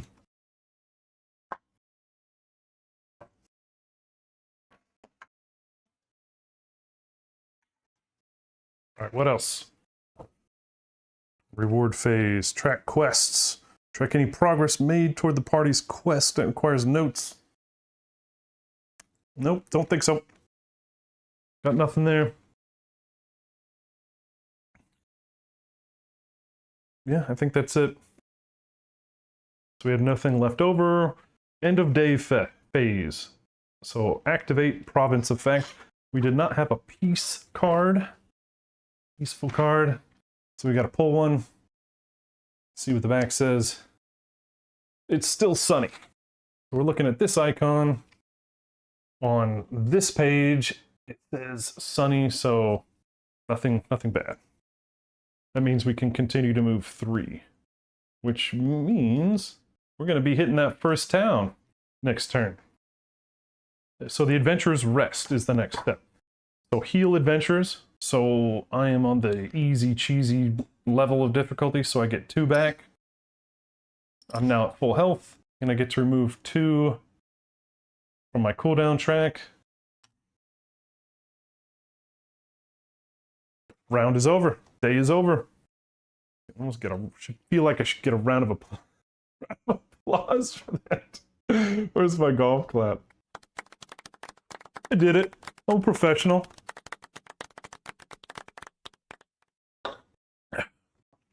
Not too bad. Not too bad. Now, can I do it without the rulebook for this next round? We'll find out. We'll find out. All right. Do we remember the order? No, I don't. So I'm not playing that game. New day phase. Increase the day. So we're on day 3. Let's see. Overland phase. Start of phase effects. I don't think we have anything that's start of phase. Move the party. We're going to go straight to the town. 1, 2, 3. 1, 2, 3. We don't get there. Now, here's the thing. We're one hex away. We could, as a party, all take 1 light fatigue to move one extra place on the map. I'm gonna do it. All right, because I want to move on. All right. So I end my movement on a town. What town is it? Stone Wastes. All right. Trigger encounter. It's a town called Stone Wastes. We find the town in the Gazetteer. And we see what they have to offer. Hey, a lot of towns. All right. Ooh, baby. Okay. Well, I have to read it first. Stone Wastes.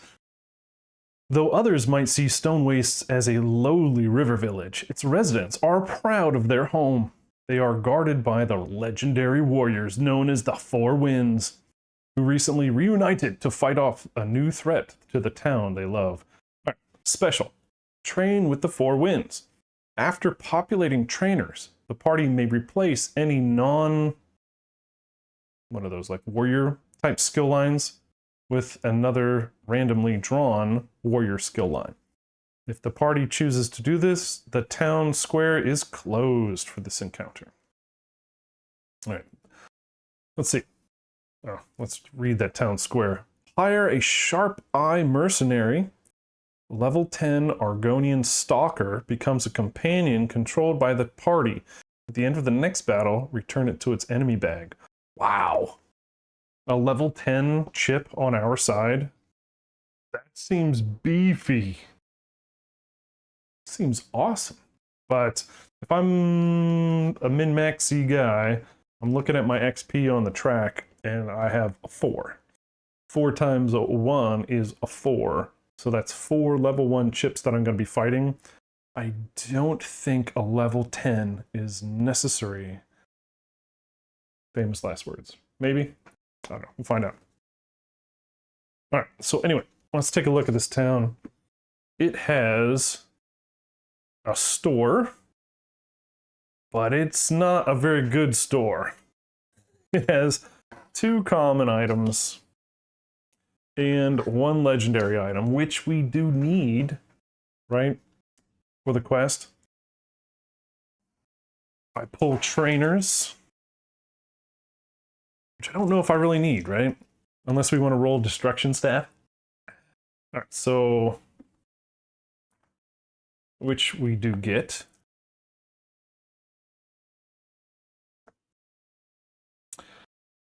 All right, now the village bonus or whatever it says after populating trainers, the party may replace any non-warrior skill lines from the trainers with another randomly pulled warrior skill line.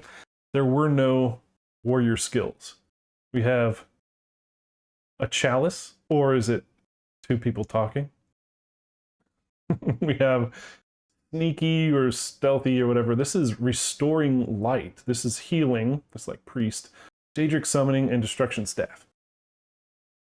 All right, so if I remember, we get 2 actions. All right, let's see what we got from the village store. Got, which one's the fancy one? All right, this is the fancy one. Right, this is the legendary one. This is the one we're going to need to trade in to get an XP based on the overarching quest that we have. All right, so let's take a look at it. So it's a weapon, can only be used in magic stance. Oh my gosh, is this game really pushing me to ignore my bow and arrow and to go for magic? Okay. Let's see, Mark of the Pariah Shield is you may roll combat skill dice disengage as if you were in defensive. Oh, wow, that is really cool. Okay. Darn. Man, I don't know what to do with this guy now. All right. And then the overtax is you may... I have no idea what the heck that is. You may set all rolled combat skill dice to the side of your choice. Ah, okay. Yeah, that's really great. So if we combined that with the staff, we would be able to defend things and... Gosh, that's really, really powerful. Too bad we don't have a caster in our party.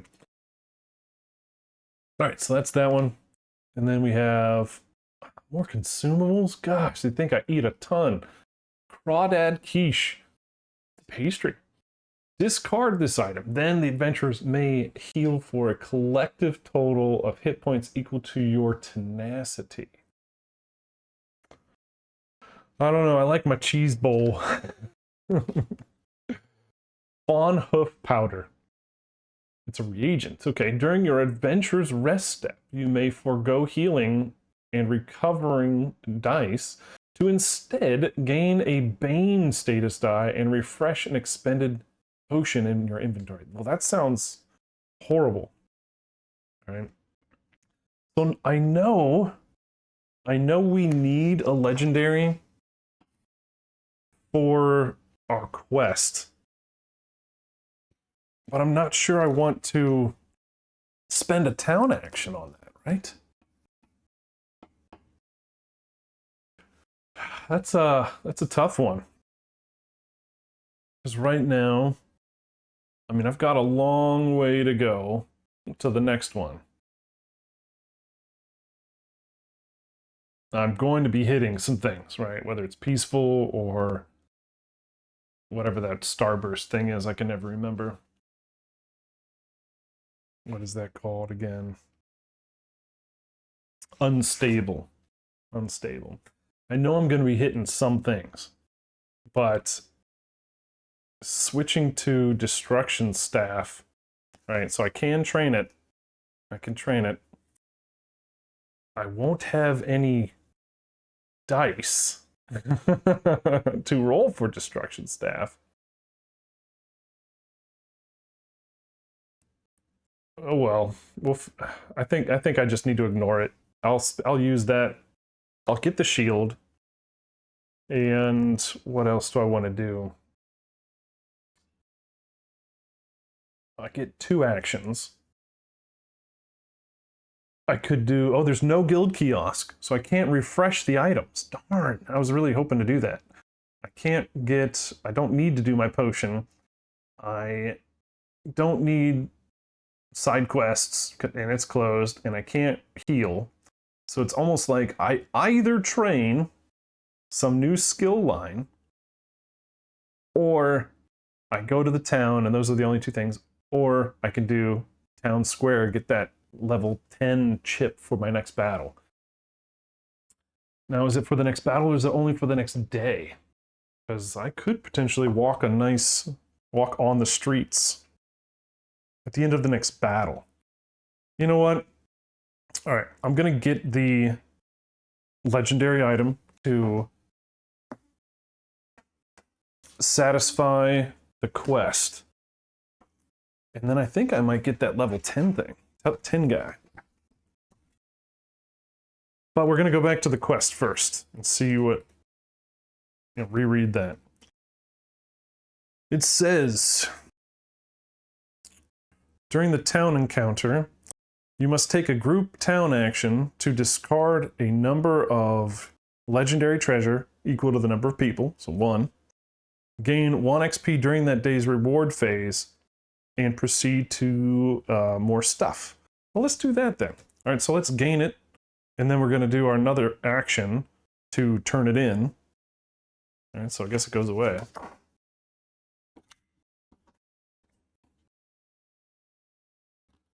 And then we're going to get to read more stuff. So we get an XP. Woohoo! Oh, during that day's reward phase. I'll just put it up there for now. All right, now we read page 33, C23. Curators of Chaos. All right. The elderly Argonian woman you track down is happy for the company. Not many people are in the market for tales of the past these days, nor do they care for the future, which the past can foretell and interpret, she says. They only care about the now. She explains that the tome is a volume on uses for the minerals colloquially known as Stormhold crystals, rare volatile rocks that can be found deep underground in the Shadowfen region, particularly in the area of Stormhold. Some believe that these crystals can harness the power of evil itself, she explains. Anyone who possesses that book must carefully steward the secrets within. Before you go, she provides you with some old map fragments that help make sense of the area's labyrinthine tunnels. She also gives you a word of warning. Some gray-robed folks were here only a few days ago asking about the same thing. I didn't tell them much. They seemed the bad sort. But if you want that book, you'd better be ready to fight for it. Quest objective. Travel to Stormhold and proceed to quest step D24 for that day's encounter. Recommend by day 12. Initiates a delve and end of the quest. And rewards is when completed, go to entry D24, page 37. So I get no experience for that. Besides the one that I got already. I'm still learning the whole layout of this stuff here.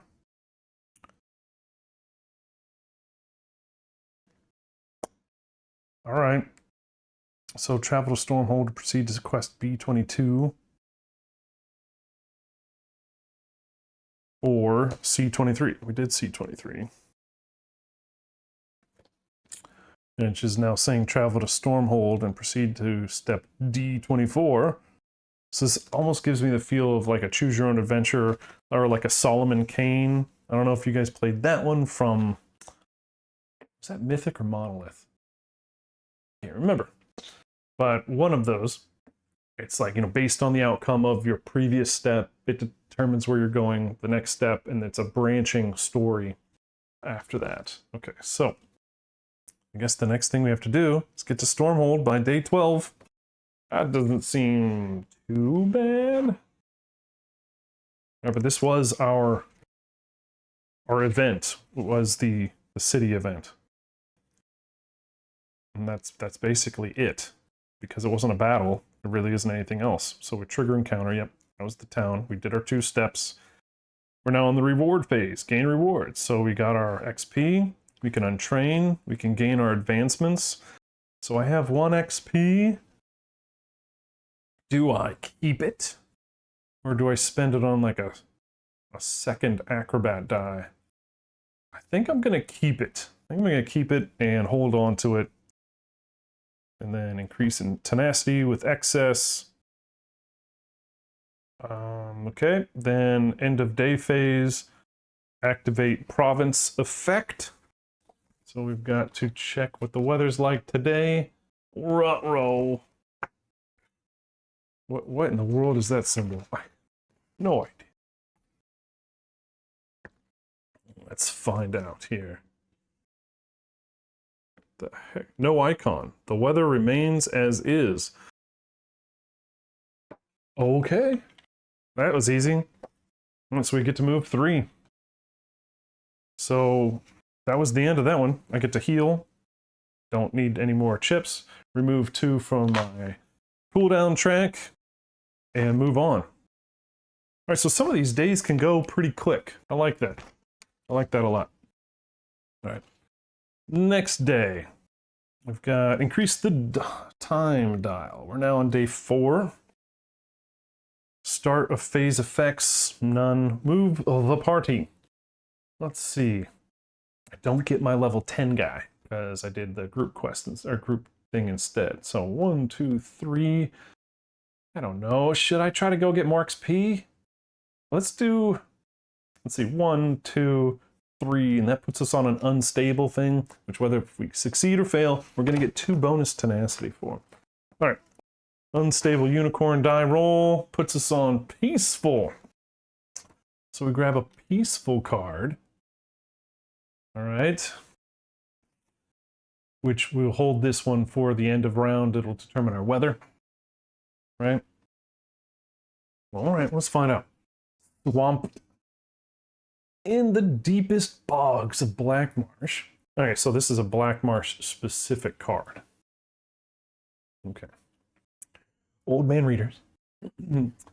It's easy to get stranded following some imagined trail that quickly peters out into nothing.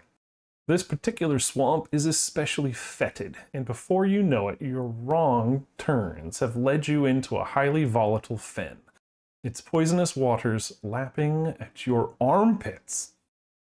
There seems to be a solid patch of earth up ahead where a weary wanderer could get their bearings, but getting there will require some endurance. Okay? I love these cards. They're very similar to the day cards of Too Many Bones. So I feel like they're in their wheelhouse right now with their choose your own adventure, random cards, creating a story. I think they do a good job. All right, let's see what this is. This marsh is so black. So it's got a campfire icon. And it's not red, and there are no other choices. So that's what we're doing. Place the entrance tile face up in roughly the center of the clash mat. Well, figure out what that is. Each adventurer must take a skill die of different color to represent themselves. In any order, each adventurer places their die somewhere on the outer edge of the clash mat and makes 1 attempt to flick the die so that it comes to a rest on the entrance tile. Oh, skill test? Okay. See how well I flick. All right, any dice that are knocked off the entrance tile by another dice remain where they lay. Adventurers with the acrobatic skill line may make an additional attempt on their flick, resetting to the outer edge of the class. Oh, darn. I can't, take a second gimme putt. After all attempts have been completed. All right. Each adventurer without a die on the entrance tile must gain a Bane status die and skip the adventurer's rest step. This encounter is successful regardless of outcome. So regardless of how poor I flick my die, I'm gonna get an XP and I'm gonna get 2 tenacity because it was an unstable unicorn. Okay. And then, oh, then the weather. The weather is gonna be flooding. So I'm only gonna be able to move 1 hex next turn. Okay, so this is not the I don't think that's the clash mat. I think that's like the big battle mat. So let's see. I think the clash mat's like a 5-star. No, that is clash. All right, the delve mat is the hexagon thing. Okay, so I put it like in here somewhere, like this.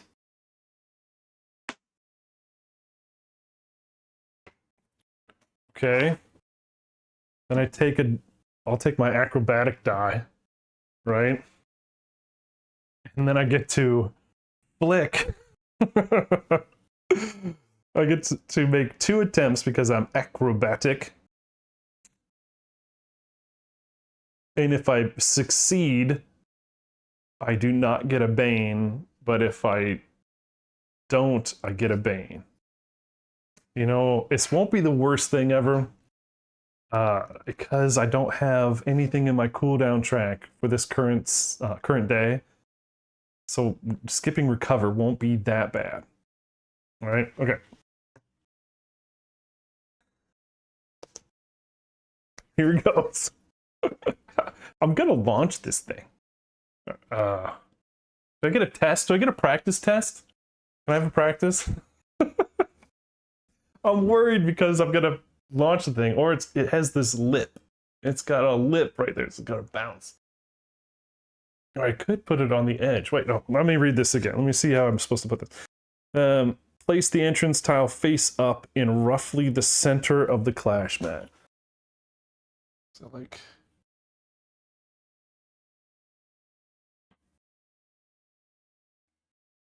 Is that roughly? That's roughly the center. All right, here we go. No, I'm not gonna do a test. We're just gonna go. All right, here we go. Crud! Blasted bother. All right, I'm gonna try this from the other side. I think I need to go further back. All right, Aziz is probably gonna adjust this. All right, here's my acrobatic second attempt. Shoot! All right, well there you go. Don't invite me over for darts. All right, so failed. Now I have to find out what a Bane die looks like. What is Bane? And is it bad? Sounds bad. What would that be called? Let's see. Be a status effect. 67. Bane. This unit is dealt 1 true damage at the start of each of its turns. I don't like that. Alright, so that's this one right here. I've got a banked reroll on the server. I could try again. Oh, it's technically not a roll though. Alright, so I won't do it again. So this is Bane. It's like a little slice with some blood dripping out or something. That goes in my cooldown. Now, at the start of my turn, if I have a status effect in my cooldown track, it triggers. And then on my recovery, I recover it and it goes away. Right? There are some things that make these things like continue to go and refresh and stay in your track. That's bad. But so I will only take 1 true damage from this. So it's not that bad. And since I don't have to recover because I'm at full health, we're gonna be all right. All right, that was fun. Did anybody think that there was going to be a skill die? Like a skill attempt that wasn't rolling dice? I certainly did not. So that was a fun little curveball. The outcome is successful, regardless of what happens. Okay. So now we go to gain rewards. I gain 1 XP. Let's see, what is next? Other rewards, special achievements. All right, gain advancement. Increase in attribute. I got 2 XP now. Oh, let's put that back. All right. What in the world should I increase? I'm thinking I'm about getting that 3rd bowman die. Let's see what that's all about. So I have 2 XP to spend. So level 1, there are 4 level 1 die. So there are 4 of these snipe die. I could get one of them, or I can go for volley or acid spray. So volley. So in order to get a level 2 die, you have to have a level 1 die of that category. So I qualify. We get volley, potentially. It says deal a total of 4 damage, distributed as you choose among enemies adjacent to you. Then place yourself in an unoccupied hex 2 to 4 hexes away from your current. That sounds amazing. So if I get caught, I can shoot jump. All right, or we can do acid spray. So select up to 3 targetable enemies. Roll 2d6 for each. Apply a Bane status die to each enemy for whom you roll a total of 7 or higher. Interesting. Okay. True damage is BA, right? It's beyond awesome. That's not what I use BA for. Anyway, so true damage, you know, like I said, negates, or not negates, bypasses armor and effects. It just does damage. So Bane is true damage, automatic. Only if I roll 7 or higher. So you're rolling 2d6.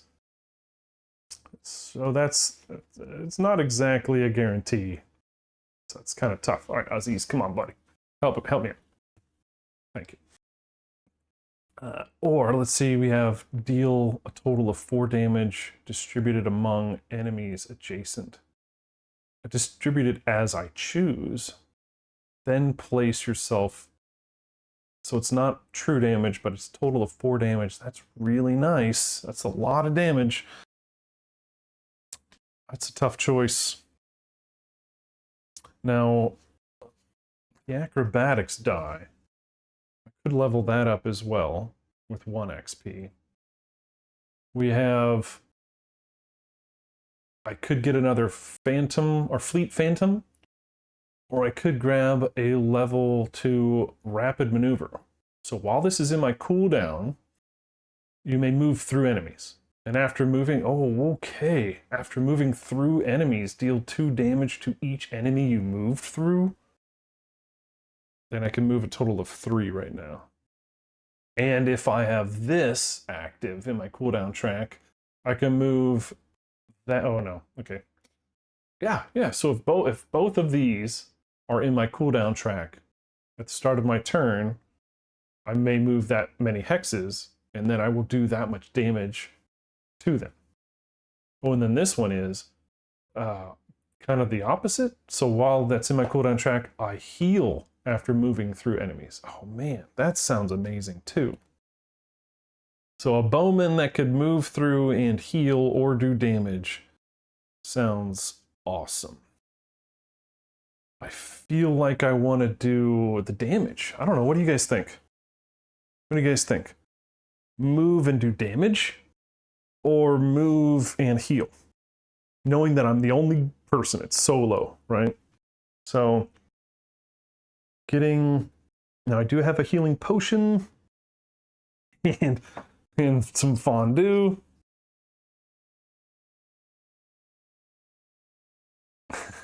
That's for gaining tenacity. I don't know. Healing seems really great. You know, being able to stay in the fight seems like a better option, right? No, but knowing that I'm going to be facing tougher enemies, like obviously one more experience. Oh, yeah, we're actually, so I got 1 experience for the quest and 1 experience for the swamped. So I'm now up to 6. So that means my next battle I'm going to be facing a level 5 bad guy and a level 1 bad guy. So I'm going to want to do either more damage to the guy, because he might have a defense of 2 or more. Or, yeah, I think healing seems right. My only thing is cooldown abilities are better the longer they're in your cooldown track. And I don't have a lot of dice right now. And so they're not going to be in my cooldown track very long. So I don't know, that's just a choice, but I feel like moving, so my choices are volley or acid spray. Both I think are really good. But those are going to cost 2. I get 1 of these, or I get 1 of these 3, like rapid maneuver. Oh, hold on. Rapid maneuver, that might not be a choice. That might be, yeah. It looks like that might be 2 different sides of the same coin. It is. All right, so rapid maneuver is 1 die. And it can either roll, damage or heals. So that could be really nice. But you don't know what you're going to get, so you can't really plan according to that. But I really like that, so I'm going to get that one. It's now I don't have to really choose. It's going to choose for me. So I'm going to take 1 XP, get that, and then I think I'll just keep that other XP because I want to build out for probably volley or increasing my stam stat. And I need 2 for that. Yeah, sure, that sounds great. All right, so then we're done with, was that a, yes, I get 2 tenacity because of the unstable unicorn space that we just went in.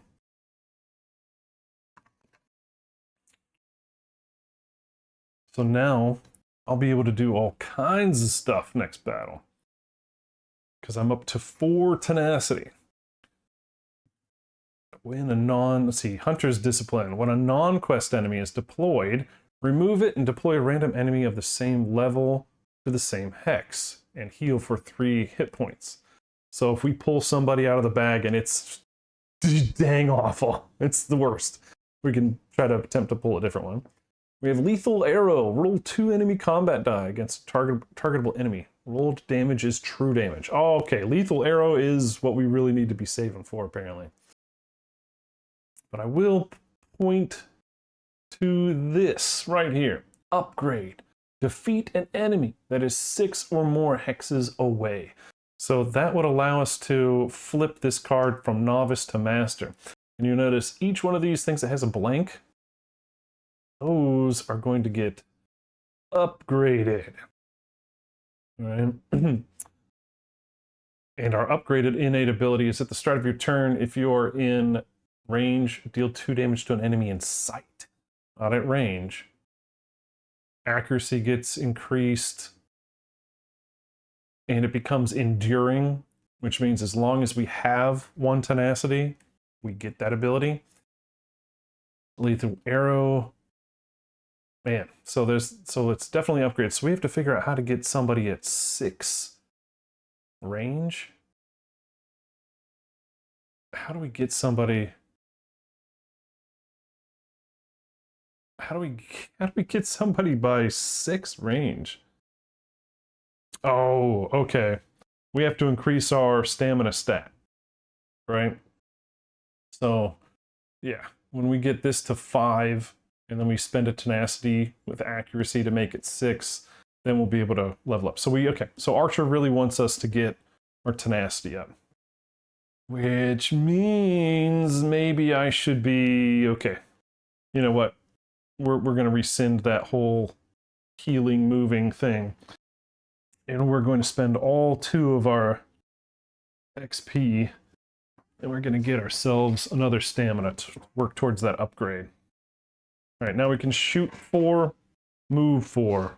I think that's kind of where this archer's trying to tell me to go. Subtle hints, as it were. All right, and then we change the weather to flooding. We can only move 1 over land. And then we heal up, but we do not recover because of our failure. Remember your failure in the cave. Okay. All right, I'm going to go ahead and we're pretty much exactly an hour after the last break, so we're going to go ahead and take a break now. We are not going to go very far because we're only going to go 1 space this next movement, and nothing is going to happen. We get no XP, we go nowhere, no event happens. That's it. So that was the day. Day 5, nothing happens at all. But we do now recover.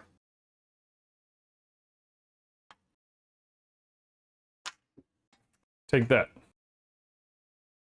All right, then that's it. So day 5 in the books. And now we pull another peaceful thing to see what the weather's like. And it's sunny again. So after the deluge, clouds part, sunny. And we're going to start day 6 when we come back. And I think we're looking pretty good, right? Oh, these go away. That was back in the town, long time ago. We are on the start of day 6. It is sunny at Black Marsh today. Light traffic.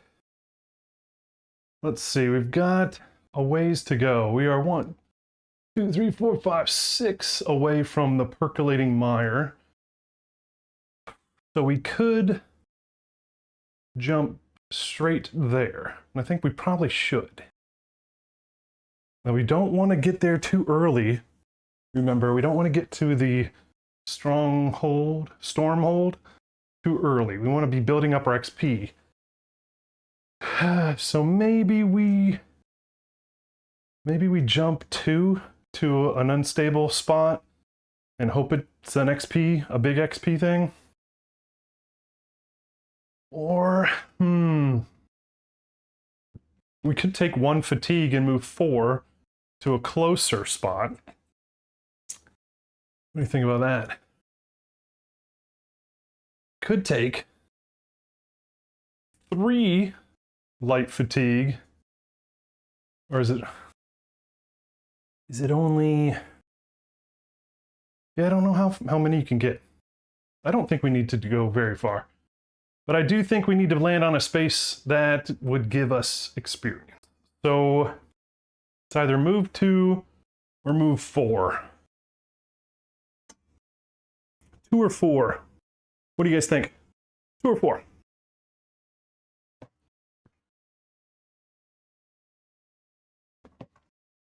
No wrong answers. 2 or 4? I'm thinking 4, but I'm looking for some assistance. Taking that extra point. Or we could move 2 and just get an extra day of experience. But yeah, I'm thinking 4. We can play around. Look at all this extra stuff over here on our way to Stormhold or whatever. There's loads of goodies. So I'm going to go 4. We'll take that light. And then we get to roll the die. Yeah, we start a phase, move the party, trigger. Oh, it's a battle! So we grab a battle card. And turns are going faster and faster as I learn how to play the game hopefully correctly. All right, here we go. Deal or no deal. Deal or die. A crew of fortune hunters flags you down from the side of the road. They appear well equipped and have no shortage of treasures built up. Yet they seem disheartened. One of the hunters, a forlorn Nord, reveals that they have been searching for anyone who would part with a rare black marsh artifact. but to no avail. Down on their luck, the traders are interested in making any kind of bargain, and they would pay a pretty penny should you have anything to spare. I just so happen to have an amazing hickory ice staff, good Sir Knight, that I cannot use. Gosh, I wish I could. That's so frustrating. Maybe there's Bow of Instant Enemy Slaying in the deck somewhere. Of course, I'll get it when I play a Destruction Magic. Alright, let's see what happens. Oh. Alright, so we're on an unstable spot. So we are forced to do the red circle. Dang. Brutal. You decide to push their luck a little lower. Oh, I could have, let's see, up to, if I had not been, if I'd done this on a regular battle slot instead of an unstable slot, I could have struck a deal, which would have been up to 1 times any adventure with a potion or the counterfeit. What is that? Hist sap? I have no idea what that is. Hist sap. May discard it to gain 2 legendary treasures. God, man, that would have been excellent. So I could have discarded my sip of health to get 2 legendaries. I absolutely would have done that. Boil it again! Alright. So now we have to do this. You decide to push their luck a little lower. Well, I will increase the experience I get, possibly. Adventurers gain an additional item after each time they unlock a cache. If the weather is flooding, it's not. Units can only move 1. Oh, wow. Units can only move 1 hex. Okay, so that's not the case. All right. Battle objective, conquer. Okay. So this is,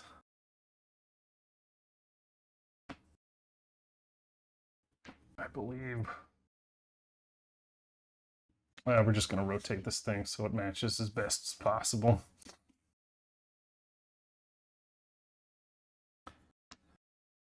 I correct about there.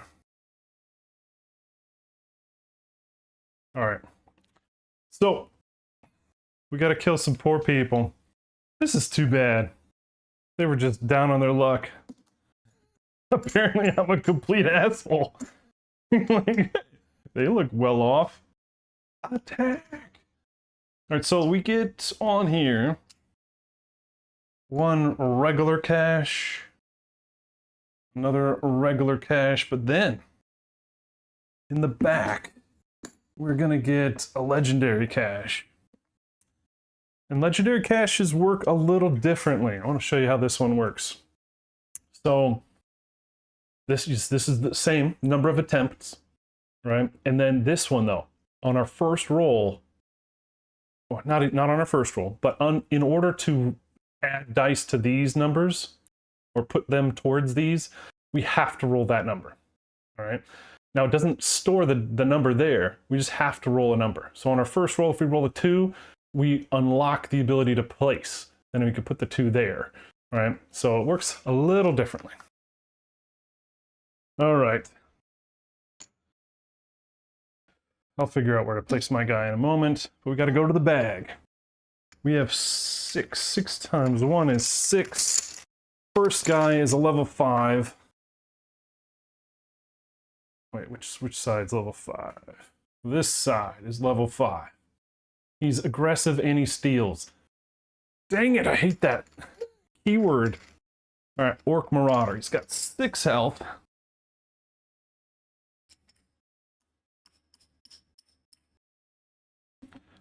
And he has a damage reduction of 2. He rolls 2 dice. He's melee only though, so maybe I can kite this fool. And where does the first guy go? First guy goes in between the treasures.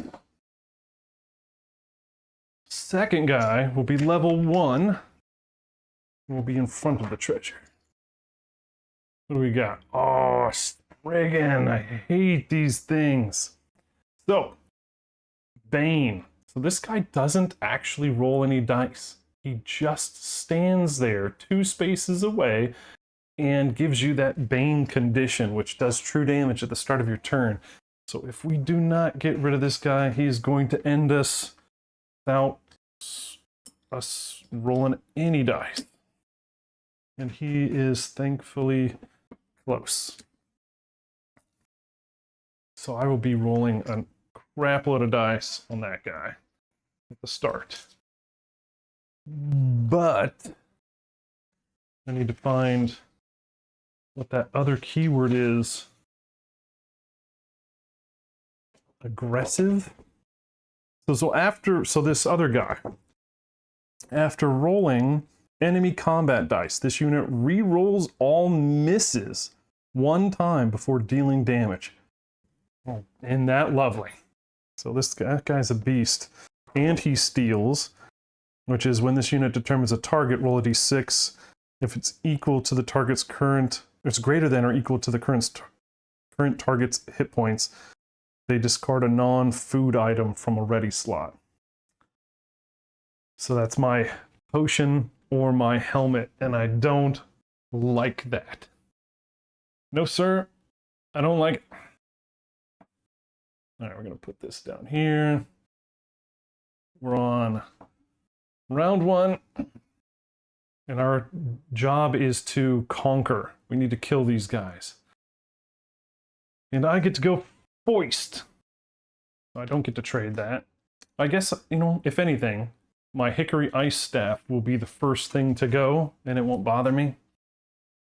All right, my turn. Start of turn. I have nothing that triggers. Then recover. Get rid of that. Light fatigue gone. Okay, I have 4 tenacity. Do I want to trigger anything? Oh, wait. Start a turn. If you are, deal 2 damage to a targetable enemy. All right, never put myself down on the table. I'm going to go here. Or am I? If I need to do damage to that thing, so he's going to bane me, and then the other guy's going to move up and attack me. But if I'm here, I don't think... Wait. Yes. Okay. Because I added that new stamina token, I can hit from 4 away. So I'm gonna try to get a free round of damage in. So I do 2 damage to the Spriggan. 1 gets blocked. Or 1 gets reduced, excuse me.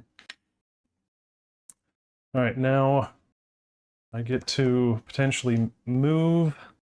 I don't know if I want to.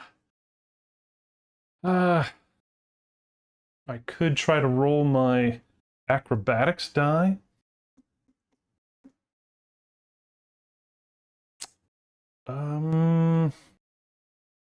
No, I'll keep that. I'm gonna roll stinking all 4 of my stamina attack die on that stupid Spriggan. I want that thing dead. I want it dead now. I want it dead, deader than dead. Because I don't want it to bane me for true damage. So let's do that.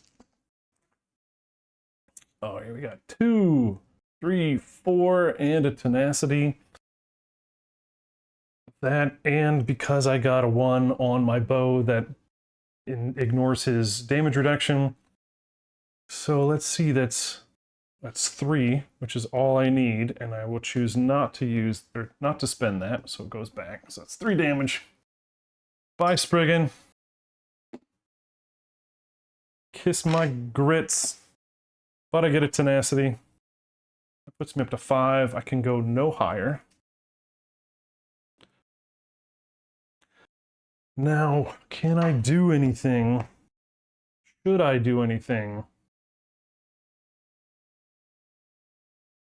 Ooh, that lethal arrow sounds amazing right now. So, if I spend 3, I roll 2 enemy combat die against a targetable enemy, which is the other bad guy. And then that roll damage is true damage, which so bypasses is 2 armor. That sounds amazing. I feel like I need to do that. So that would cost 3. Yes. Wait, oh, what's this 5 one? I haven't had 5 yet. Roll 3 status die and apply them to targetable enemies. Okay. So status dies could have Bane, could have Blind. Unit considers all units to be opposing units. If the unit engages, it can only target the strongest adjacent. That won't matter. Daze. This unit cannot roll dice on the same turn it moves. It cannot move on the same turn it rolls dice. Okay. Fear. The effects of this unit's non-combat skills are ignored. Okay, then we have Maim. When this unit rolls combat skill dice, the total damage rolled is reduced by half. And then Stealth. This unit can only be targeted by opposing units that were adjacent to it. Okay, I don't think that makes as much sense as the... Like, if I had a whole bunch of bad guys, that would make sense. But I'm going to do the lethal arrow. So I'm going to reduce my tenacity by 3. And I'm going to roll 2 enemy dice. Come on. Big money, no whammies. Okay. 2. And a blank. Well, that's not that bad. So that's 2 true damage, bringing him down to 4. So yeah, I mean, I could use my reroll, my cached reroll, but I think I'm going to just take it. I think I'm just going to take it. All right, so he takes 2 damage. Boom, boom. True damage. Can't dodge it, can't avoid it, can't block it. And then I'm going to move. To move up to 4. Can I just go around him? 1, 2, 3, 4. He's going to move 2. I don't know. I think I want to get another round of shooting him. But if I do that, I'm not going to be able to get to the treasure, right? I need him. I need him to move and attack me. All right, I need to get to the treasure. So 1, 2, 3, 4. I need the treasure. So I got to take a hit. Got to take a hit. All right, bad guy turn. He's going to be aggressive and steal. Aggressive. After rolling combat die, it rerolls misses. And steal. When this unit determines target, roll a d6. Now it has to be higher than 5 or equal to. It says, if the result is greater than or equal to. Darn. Haha, he doesn't steal anything. Victory. Now he's going to be aggressive. Let's take a look at his chip again. He's rolling 2 combat die. Okay. And he can only hit somebody that's adjacent, which is me. 2 combat die. We need him to roll blanks. Holy cow. All right, that's 3. All right, so I'm going to take that. Ow. Ouch, ouchie, ouch. I'm gonna take that. Then it says, after an enemy engages, you recover a leftmost die of your combat, or of your cooldown track from my helmet. Now he's expending a health, or is sipping my draft. That probably has to happen on my turn, doesn't it? I bet it does. Unless somebody else knows what the answer is. I imagine, because it doesn't have keyword. Well, maybe it's written here. No. Maybe it's written here. Exhaust, but no expend. All right. Somebody wants to look that up, you're welcome to, but I'm going to have to say it does it on my turn. All right, so round 2 starts. My turn. I don't have any status stuff. I recover 2 dice. I think I'm going to go ahead and take my sip of my draft and recover those 3 hit points. Let's see. I think I'm just going to go jump around. Oh, at the start of my turn, I take, or targetable enemies take 2 damage. So because I'm in ranged and he's adjacent, he's not targetable. But we're just going to go to this first one. We're going to see what it is. All right, so this one we don't need that lockable thing. 6, 6, 6. Oh my gosh, I need 2 6s. So that worked. No way. Awesome. That was easy. What is it? It is a way shrine map. So after rolling the unstable die on the overland map, you may re-roll the die 1 time. After re-rolling, you may discard this item to instead set the die to the side of your choice. Oh, that's nice. So if I want to avoid a conflict, I may. All right, now we're going to use, so that was 1 movement, 2, 3. We're going to attempt a legendary. All right, so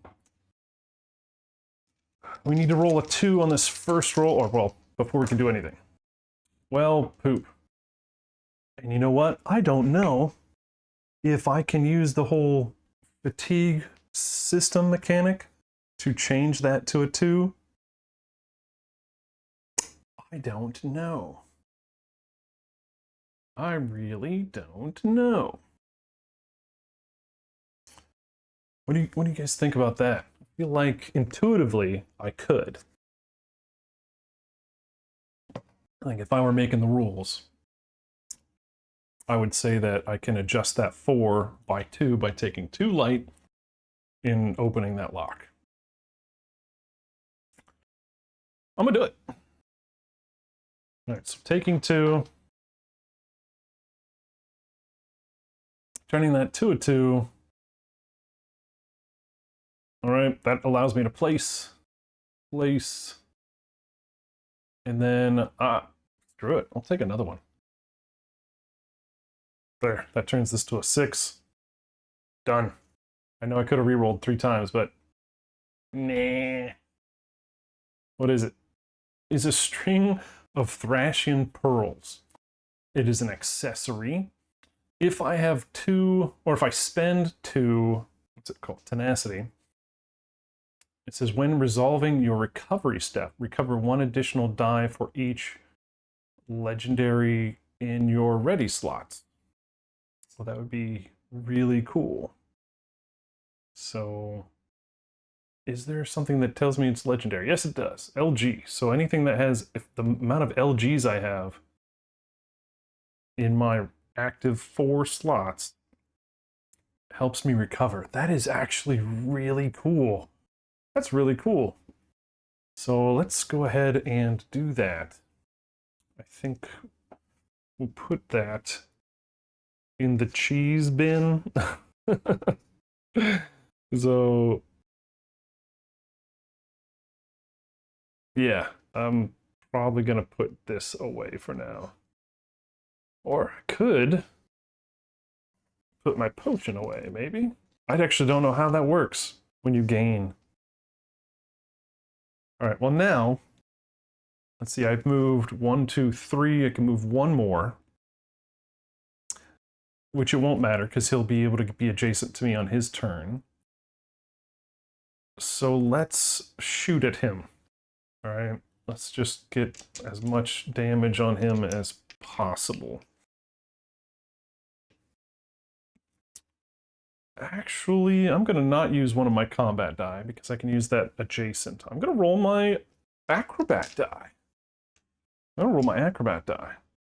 So that hopefully next round with all this, I've got 3 light fatigue, that'll keep my movement in my tray longer. Oh, that's a good roll. All right. So I got 2, 3, 4 damage, avoiding 1. So he's going to take 3 damage from that hit, leaving him only 1 remaining. Then I'm going to slot these first. And then I'm going to put this movement one at the end. So now, at the start of my turn, I can move 4. All right. So now it's his turn. He's going to move. He's going to roll to see if he steals. What a jackass. Oh, Bob, say it! All right, so I think we discussed he's going to take the thing I don't use, right? That gets discarded. What a pooper. All right, he needed a 5 or better, and he got it. All right, now he's going to roll his 2 attack die on me. I mean, normally, that would be amazing, right? That would be more than amazing. However, he has that aggressive, which is after rolling combat die, this unit rerolls all misses 1 time.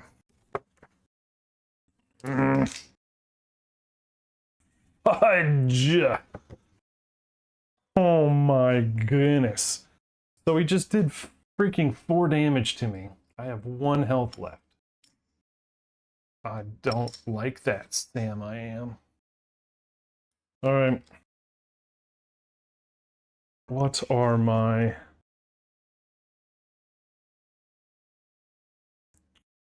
I'm looking at my archer abilities. See how I can heal up. And Hawkeye, I have 2.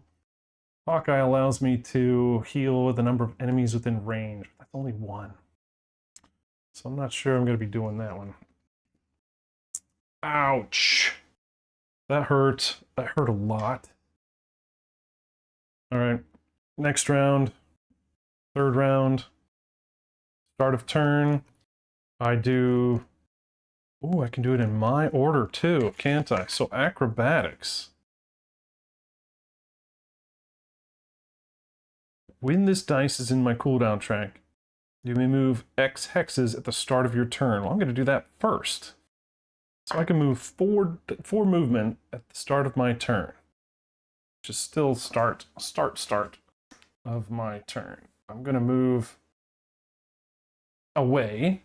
And then at the start of my turn... Oh, right. Right. Oh, wait, I got attacked, so I'll take the leftmost away. I could do 2 damage, but it still is not going to do anything because he has an armor of 2. Well, so then at the start of my turn, I'll just go get this treasure on my way out of town. Let's see, 6, a 3, and a 2. I can do this, no problem. Well, I'll take a 3. I don't want a lot of more fatigue, so I'm going to roll a 6. All right. So now I need a 2. Dang. Okay. If I want whatever is under there, I have to take 3 light fatigue. that is a lot. That is a lot. But whatever. Taking the 3 light fatigue. Turning that to a 2. And I swear, this is magic hat. We're gonna get so mad. Yes! It's something good, I hope. It's a bow. Nightwood bow. Let's see, where's my golf clap? Nightwood bow. For this engage, if it includes no combat skill dice, increase my range by 2. Oh, that is the thing that might trigger my upgrade. And then if I overtax, recover all combat skill dice in your cooldown track. Wow. All right. BA, that's awesome. Worth, so worth. All right, so I moved 2. I still have 2 movement. And then I'm going to roll, or then recover. That didn't help, really, did it? So I have only one die, and the max is 2. So I'm not going to do anything, I guess. But I will do my regular move. 1, 2, 3. Kind of head back to the start. That way he cannot get to me. And then I'll just pump him full of lead. Right? Right. All right, well then. So what does the pearl necklace do? So when resolving your recovery step, recover an additional die for each. Okay. So next round, I'll be able to get a recovery. It's the end of my turn. Now it's bad guy's turn. He moves 2. Can't do any of his abilities. Ha ha. My turn. I have an additional 4 movement, which I don't think I need to spend. I can shoot 2 at him, but it bounces off of him. That's unfortunate. I recover. I've spent 2 tenacity to recover an additional. Gives me all my attack die back. And I'm gonna use it all. I'm gonna go big. I need to kill this guy to win. All right, it's round 4, isn't it? All right, let's go. Okay, so we got 2, 3, 4, 5, and a tenacity. That is way more than enough to kill that guy. Hot dog. All right. I didn't need to worry about upgrading my range. Let's see. Is that it? Are we done? And then, yeah, get a tenacity. Then everything goes in my cooldown track. And there's no more loot. There's no more bad guys. I'm done with my turn. They're done with theirs. We finish. Yay! That's it! We did it! We did it! Now, let's see. Start of round. Battle cleanup. These guys don't matter. They're both 5s or less. Go back in the bag. Exhaust active dice. Don't have any. Clean up map. Oof, I only have 1 hit point.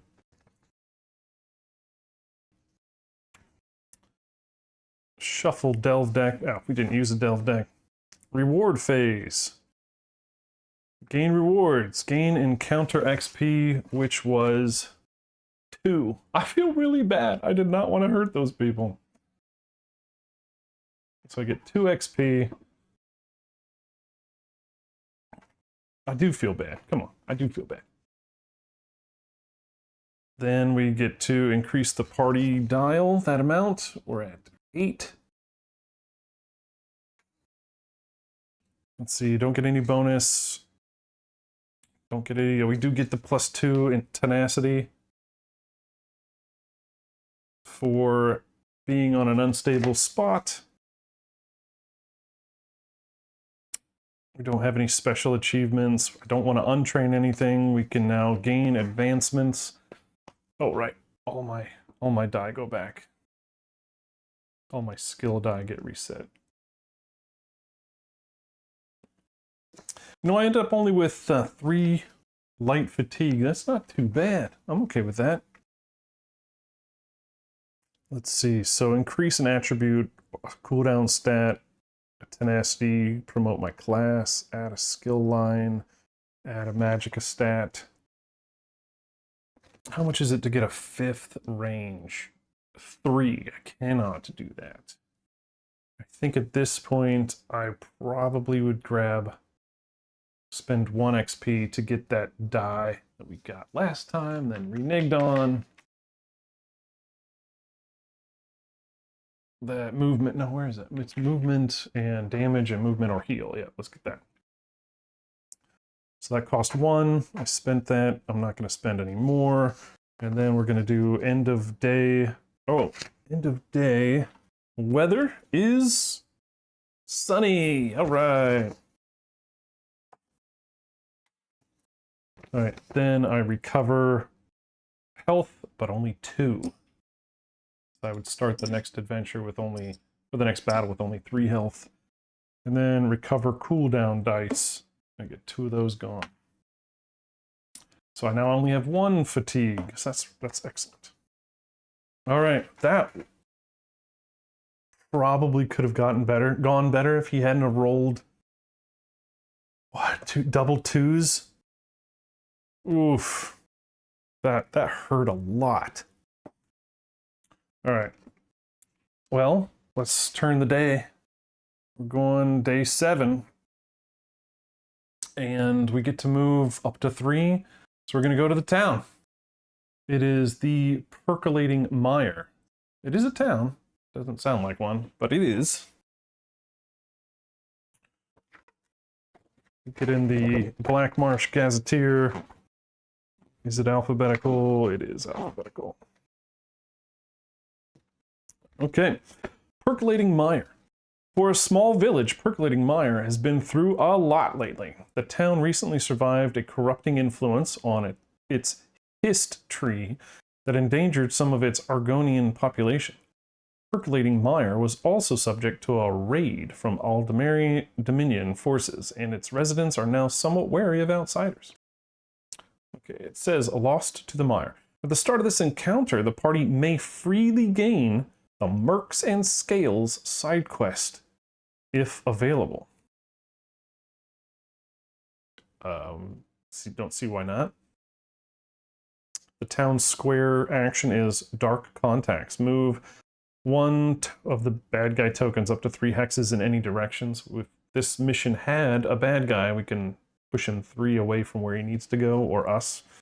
It does have an alchemy station, so I will be doing that. Because I need to re-up my spice, or my sip of health.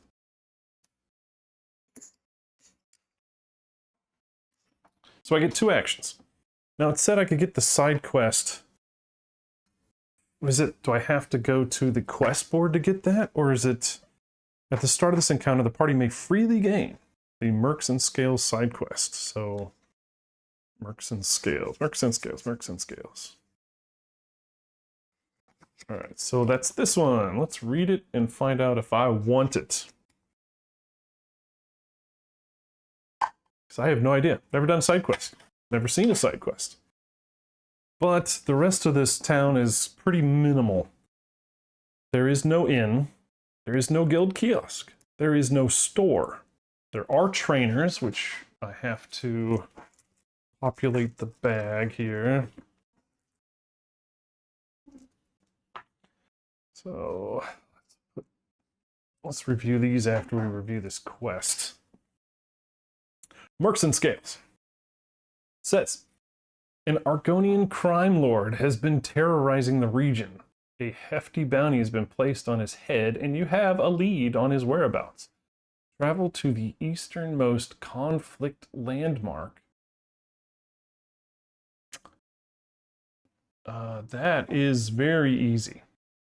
That's only 2 steps away. That is right here on the map, if you can see.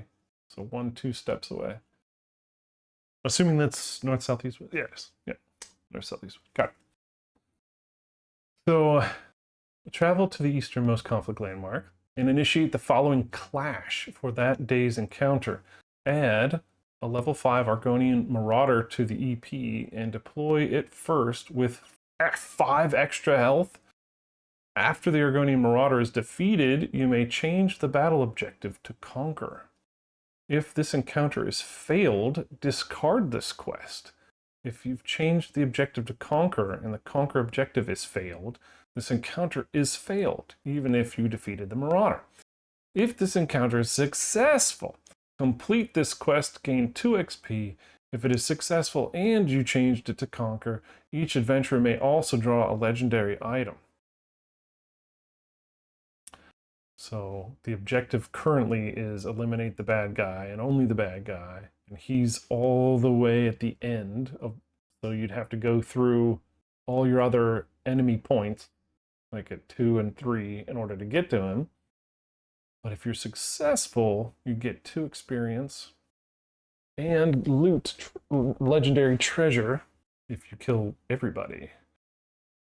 Ooh, not sure I need that. But I do have plenty of time to attempt it. So I feel like that's something I should probably do. But that just sits in our like side quest. I'll just put that kind of like right there. Right? There's no store, so nothing to put over here. I get 2 actions. The trainer chips that I drew, because it has all 3 of them. We've got Sword and Board, Restoration, Daedric Summoning, Two-Handed, Viking Drinking. I don't know, what is that? What's that? Heavy Armor. Heavy Armor. Heavy Armor dice are placed in your cooldown track, providing defensive bonuses, but eating up valuable space in the cooldown track. And when exhausting Heavy Armor outside of your engage actions, they place them in your cooldown track with a tenacity showing. Not really sure about that. And I've been eyeing this Daedric Summoning because it does true damage to adjacent enemies, and I freaking love true damage. It also has, so if I get 1 XP, I could buy this die, so I can skill it, and then I could buy a die for it. It is 2 tenacity, sure, but then 1 true or 2 true. 2 sides are 2 true. Then this one is deal 1 true damage to an adjacent enemy. Then any adventurer can trigger one of their class abilities that cost 2 tenacity or less for free. So if I'm surrounded, right, that's a free heal for all the numbers of enemies in range. Right, so that seems really good. That'd be a free heal if I combine that. What else we got? I'm probably not going to do heavy armor. Not going to do two-handed weapons. I'm not going to do sword and board. So the other one is restoring light. So restoring light is the healing thing, and it's magic related. Let's see. There's 1 die called Purge, and it goes in your active slot. And anytime you may exhaust this die to remove a status die from a party member and heal them for 1. So that could be nice. Right? Okay, or you do Hasty Prayer, heal each adventurer for 2 hit points. Of course, it's only me, so it'd heal me for 2. And yeah, that seems pretty easy. So it looks like there are 2 sides that are... So this little 4 pip thing right here says that that die has 4 sides that do that. So basically you have to assume the other sides are, whatchamacallit, tenacity. So I have 2 more skill slots available. I have 1 adjacent to stamina, which I probably don't want to touch. And I've got 1 across from acrobatics, which I probably could deal with. I kind of want to do this Daedric Summoning, but I have to be in magic stance to do that. So that's a bummer. The same with restoring light. I have to be in magic stance to do that. And none of these guys. Shadow I can do without a stance. Speech I could do without a stance. But everything else is going to require a specific stance to do that in. Remember, when you change your stance, that's your stance for the whole time. All right, well, I know I'm going to want to spend 1 action. I'm getting my potion flipped. All right, I need that. Okay.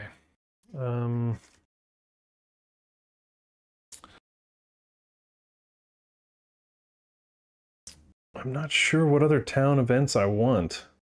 I could go to the quest board again. I don't really know if I want any of this stuff. I feel like I just need to keep working on the stuff I've got. Heavy armor, though, might be the only one that, out of these, I think I would end up choosing. It's like if there's a time, like if I know I'm going to get wailed on, I could just choose the defensive stance and jump into that. It says, while this die is in your cooldown track, when you are dealt damage by an adjacent enemy, you prevent that much damage. That seems like it could be useful. Where there's Constitution die, so instead of getting Resolve, I could get a... show this. Instead of getting a Resolve die, I could get a Constitution die. So while this die is in your cooldown track, when you are dealt damage by a non-adjacent enemy, you can prevent that. So, adjacent or non-adjacent enemy. Don't know if I want to get any of those.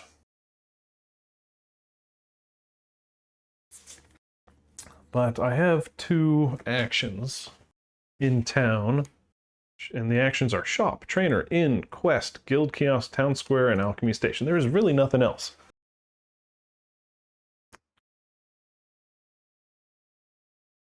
I guess I'll get another quest. Yeah, so I don't want to train any of this stuff. At least not on my first run through. I feel like I don't want to get too complex on my first run through. So let's see what the guild, what is it? What is this called? This is called Quest. Side quests. I choose 2, right? Yeah, I choose 2.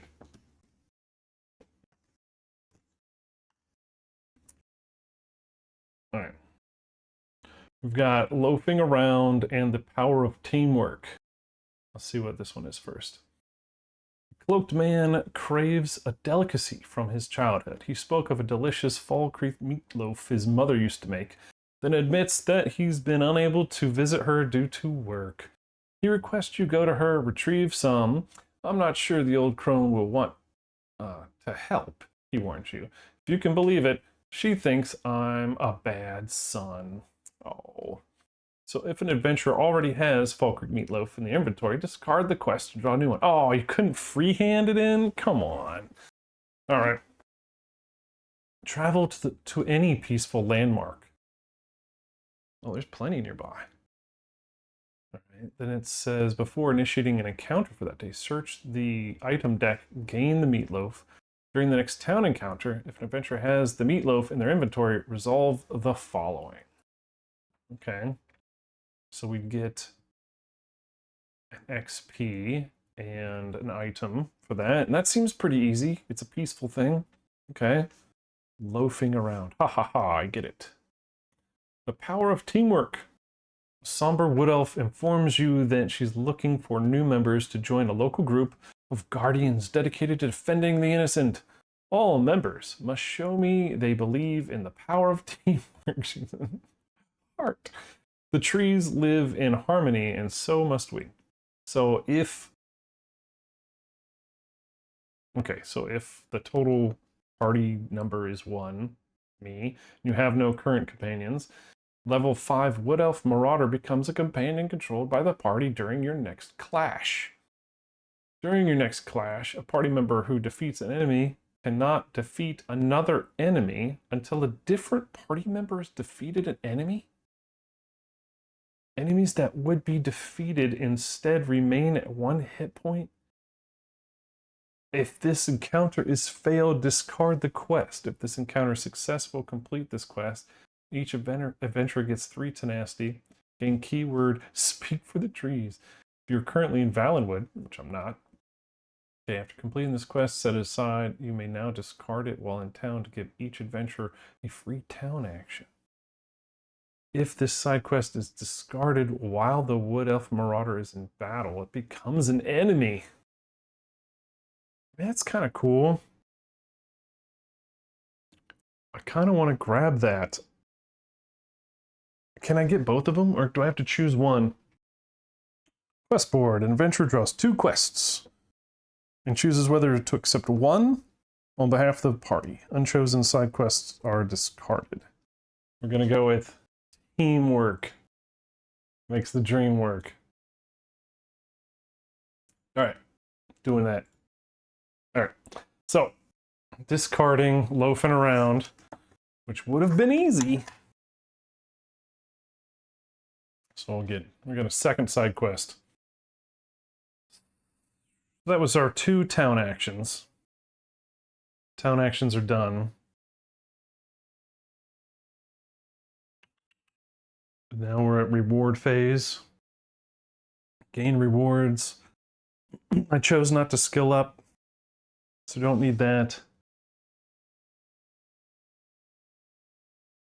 Heal adventurers, recover cooldown dice. Okay, so we did an extra. Back to full. Now it doesn't tell me when I can exchange out my items, because I have the 2 other items. So we have the Way Shrine map. After rolling unstable, you can re-roll the die 1 time. After re-rolling, you may discard this item to instead set it. So if we have to go through an unstable area, which I don't think we do. Everything is basically... So unstable, the only unstable one is right here. We're the blue chip. We have a town, a peaceful, a fight, and a fight. And then this is where we need to go up to storm something. Stormhold. We need to go here. Let's put a little thing. That is the fight. The Mercs and Scales fight against the Marauder. Which we now have a team member. But it could be interesting, right? And then the power of teamwork is... Yeah, as long as we complete this clash, we get bonus. So let's do that. All right, so the end of the day, right? Recover, recover, recover. End of day, we're at day 8. So start of the new day, increase the day dial, overland phase. Oh, is it rainy or is it nice? I forgot to do it at the end of the round. Oh, it is, what is that one? It is rainy, which we haven't seen yet. It's my total movement on rainy days. Set the weather to rainy, move token. Okay, we're not doing that one. Rainy, the party's base movement is 2. And that is fine, because we only need to move 2. Move party. 2. Now it is trigger encounter. This is a quest encounter, I think is what this one is. Technically, right?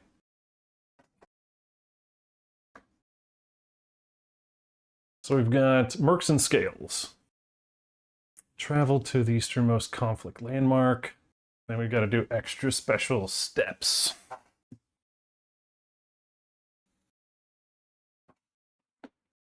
Tell you what, the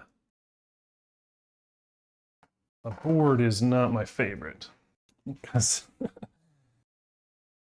I do have to reach a bit. I do need like a croupier stick. Get a croupier stick. All right. But we need special bad guys, don't we? So this one says we need to find a level 5 Argonian Marauder. Nope. Redguard Marauder, Breton Marauder, Wood Elf Marauder. It's a lot of marauding happening. And then I have to find the chip for our friend. High Elf, Dark Elf, Crab, Nord, Bear. Argonian Marauder. There we are. So this guy has Divert and Feeble. hope feeble's something I like. Feeble is... No, it's enfeeble? Ah, crap, that sounds terrible. So after this unit's engaged, its target gains 2 light fatigue. Oh, crud. All right, and then divert. What is divert? This unit cannot lose its last hit point unless it already had 1 hit point prior to taking damage. Good gravy. Ah, okay. So this guy is going to enfeeble us and take basically an extra turn. Extra turn at the end. And he's going to get 5 more health. So he's going to be at a whopping 10 health.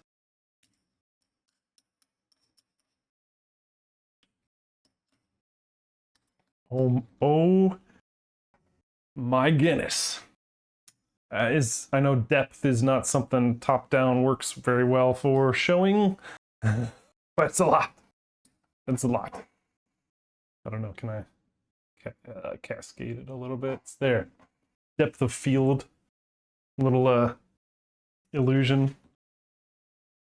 So he's going to be enfeebling and diverting. Okay. Then, let's see. We are at 8. Ooh, I feel like I'm at 9. I think I might have 5 XP'd and forgot to turn the dial for the XP, so I only see 8 on my dial. Oh well. So, 8. That means we need 3 level 1. Oh no, add 5 to the EP. So we're at 13. Oh, okay. So we're at 13, but we minus the 5. So we pull another 5. Oh, we have to get our friend though first. I don't want to pull my friend. Wood Elf Marauder. Wood Elf. Nord, Wolf, Khajiit, Spider, Skeever, Imperial, Redguard, Breton, Wood Elf Marauder. Level 5 friend. That could help significantly. All right, here's our friend. So 5 hit point. 5 hit point friend who does dodge and vine snare and rolls 3 attack. Heck yeah. Vine snare. After this unit's engaged, its target must drain 1 available combat skill die. Of course, it doesn't probably do that to a computer player. It drains 1 combat skill die. Yeah, doesn't do anything to sneak an NPC. All right, what about dodge? When this unit is engaged by an opposing unit, prevent damage dealt to this unit equal to the number of rolled skill dice that do not deal damage. So if an enemy rolls 2 combat die, misses with 1, and does 1 damage with the other, it dodges that. Prevent damage dealt to this unit equal to the number of misses. Or dice that do not do damage. Okay. All right. So that guy gets to join me.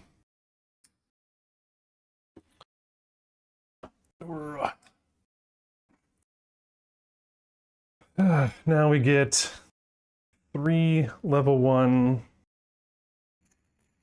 bad guys into that ASMR. Clinking, clink, clink, clink. All right, first one. It's a Khajiit bandit with retreat. I hope retreat's good for me. At the end of this unit's turn, if no units took damage this turn, this gains a stealth status die and heals. Why is it always bad? Alright, so basically it goes stealthy. If no units took damage. Okay, I gotta make sure I always damage somebody. And he's gonna be hitting at range 3, 2 of the weakest. So if 2 people are within range 3 of it, it's gonna shoot us both. Keep that in mind. And where's he going? He's going right here. Next guy is a Breton bandit with steel. I really don't like that. Steel is bad. He's got 4 health. Holy cow, I don't think I'm going to make it. He's melee with steel. Where's he going? Right there.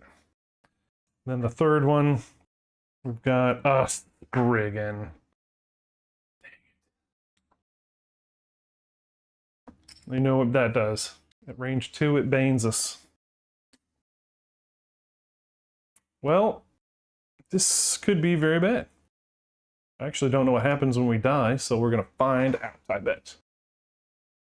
So, this guy is going to be my companion, the Wood Elf Marauder. During the next clash, party members who cannot defeat another enemy until a different party member defeats an enemy. Alright.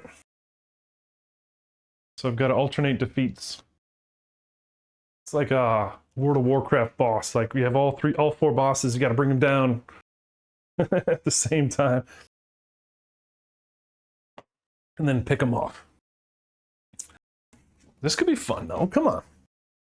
Where's my croupier stick? I actually think I have one from one of like a casino night fundraiser I did a while ago. All right, well, I have my potion is there, my bow is there, my helmet's there. I feel like I got stuff to help. And it's our turn first. And I don't know what... Obviously, got to go for the Spriggan, right? Because I don't want that automatic. The Breton is going to steal stuff. So the Breton, this guy steals and melees. Spriggan, range 2, banes. This guy attacks at range 3. And what's this guy do again? He is range 2 and hits for 3. Oh, and he does all the divert and the enfeeble. So he's going to add stuff. And remember, bad guys can only move 2. All right. Sorry for a moment.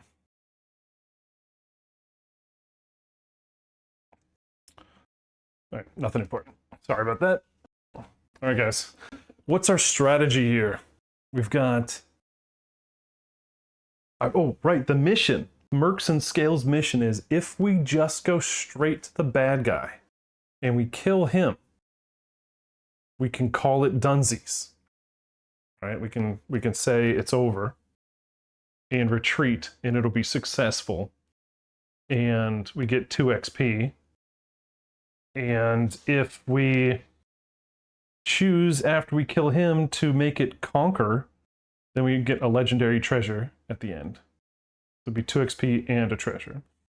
The power of teamwork bit is if we're successful, we complete the quest. Each adventure gets 3 tenacity, the keyword, which I don't know if that's good. And then when we get back to town, we get a free town action. A free in-town action. So we rest. We can get a free rest. So we really probably only need to go straight for the bad guy. Now our friend here, maybe we could have them take up the front, like, you know, stand in front while we pew pew. Our range is 4.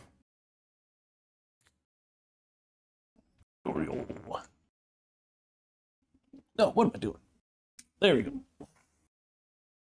We have, let's see, 1, 2, 3, 4. I'm 1 away.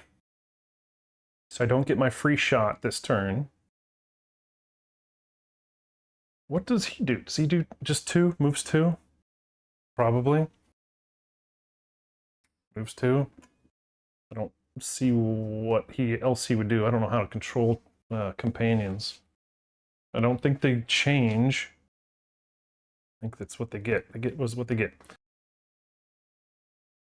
So I need to move. I need to shoot the Spriggan. That Yeah, I've got to shoot the Spriggan.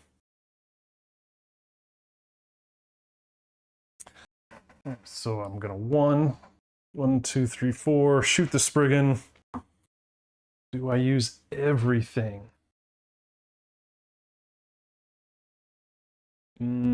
He's got... I know I need to use one of these so we can bypass that 1 damage of his. But he's got 4 health. I think I gotta go. I think I gotta go big. Oh, wait. Oh, man. If I kill the Spriggan, that means he has to kill the next one. Yeah, okay, we'll figure it. We'll get 2 of those guys down and we'll figure this out. Alright, I'm going after the Spriggan with...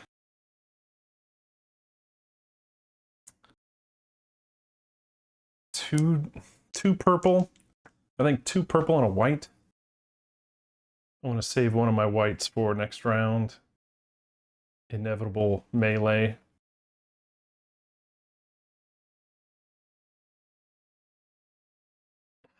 Man.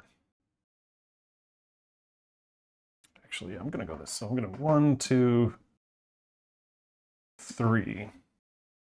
No. Just 2. Alright. And let's go ahead and see if I can't... Oh wait, I know, sorry. Just thinking too much, I'm overthinking it. What about this? What do we got here? So, I couldn't get my free shot because I was too far. I can increase the range by 1, because I have 3 tenacity. I could roll 2 enemy combat die on a target enemy and get true damage on them. So this could be...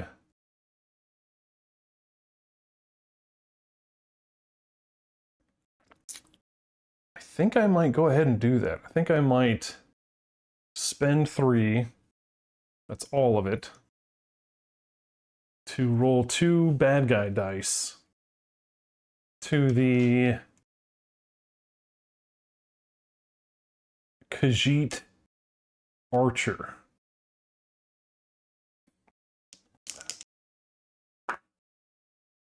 Baller. 3 damage. Dead. Freaking awesome. That's a big win right there. And then I'll do my regular attack against the Spriggan.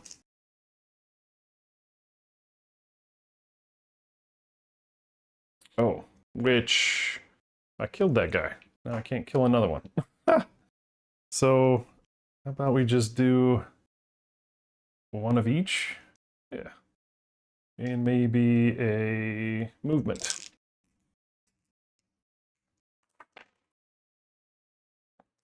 Alright, ooh, dang it. So I basically killed the Spriggan, but didn't. Because now it goes down to 1, right? Because of the quest rules. Alright, and then I gain 5 movement at the start of my next turn. Ah, that turn took way too long, didn't it? That's embarrassing. Alright, now it's their turn.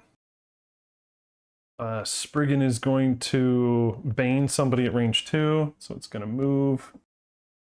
Bane the bad guy there, or I guess my companion. This guy's going to move 2 and attack with 1. He doesn't have any items. He does 1 damage. I have a damage reduction of 1, so he does nothing. This guy's going to move 2 and swing at the air because he's got nothing. Right? I don't think enfeeble after engage, and it can't engage. And divert is... Yep, okay. Not counting. So now that's the end of the round. Right. I took way too long. Now it's 2. Who goes first? I'm going to have my companion go first. So he's going to, because he's baned, he takes his true damage. Status chip goes away. I'm going to have him move over here and roll his 3 combat die on that Spriggan. Ooh, nice roll there, pal. 3 bypasses his armor, kills the Spriggan. Now we've alternated our kills properly. It is my turn. 1, 2, 3, 4. The main bad guy is within range. So I am going to take the 2 damage off of him. Fortunately, he has damage reduction. It'd be nice if that range, that beginning of round free attack, was true damage. That would be amazing. All right. Then I can move 5 for free. Oh, I forgot to put the caches down. There is a regular cache here and a legendary cache here. And that's it. I think I might run over to the regular cache first. 1, 2, 3, 4, 5. Whoopsie. Okay, there's 5. I don't quite make it there. And now I recover. And I'm gonna full crazy on the main bad guy. I'm gonna get as much down on that guy as possible.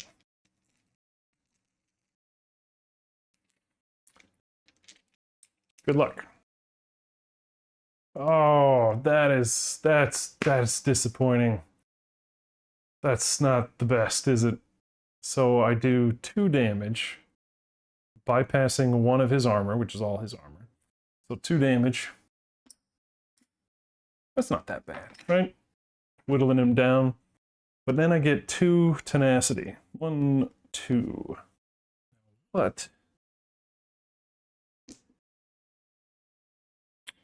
What of my tenacity do I want to use?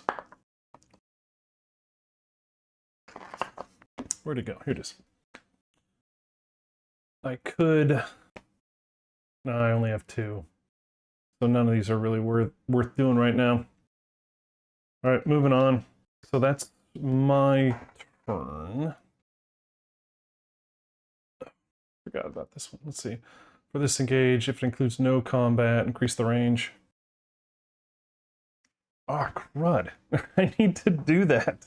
I forgot. That's how I upgrade. That's how we upgrade the archer. Defeat an enemy that's 6 or more hexes away. So I've got my 4 stamina, and then if I only roll purple, then I can, and defeat somebody, then I can upgrade, which I really want to do before the final battle. Alright. I think it's too late. How am I going to get 6 away in this battle? Oh well. Something I should have thought about earlier. Alright, so my guy's done, or my companion's done, I'm done, it's bad guy turn. These guys, the main big ones, always go first. And they always go towards the nearest. That would be him. And actually, he doesn't have to move at all, because he has a range of 2. So he just stands there, he can hit the Wood Elf Marauder. This guy's going to be rolling 3. 3 dice. And again, thanks everybody for joining me on this. Learning the whole game and stuff. It's actually pretty fun. I'm going to give it a thumb up so far. We'll see about the other thumb later. 3 dice towards the Wood Elf Marauder, who enfeebles and diverts. Alright. Now the good news is, my companion, because there's a miss in here, he can dodge one of these damages. Right, divert. Alright, that means if he gets down to 1 hit point, he doesn't die. Then enfeeble. After engage, they gain light fatigue, but it's a companion, they don't gain fatigue. Seems reasonable. So he's going to do 2 damage to my Marauder. My Marauder buddy. Do I have to keep them alive? In the power of teamwork, does it say I have to keep them alive? If this encounter is successful, complete this quest. No, it doesn't say anything about keeping the guy alive. Sweet. That helps a lot too. All right, then the Breton Bandit is going. He's going to be rolling 1. Does 1. The Wood Elf Marauder has a defensive 1, so nothing happens. And he can't steal anything because he ain't got nothing. All right, so now it's the end of the round, start of the round. I have a very high movement here. I still have a 5 movement in my slot. I'm tempted to ignore the loot on the floor and to try to upgrade my archer. But I don't know if I can do it this round or not. I get my 2 free damage against a person in range. I'll take that on him. I get 5 movement. So 1, 2, 3, 4, 5. Get out, skis. Right? 1, 2, 3, 4, 5. Yep. 1, 2. And then I'm going to shoot at...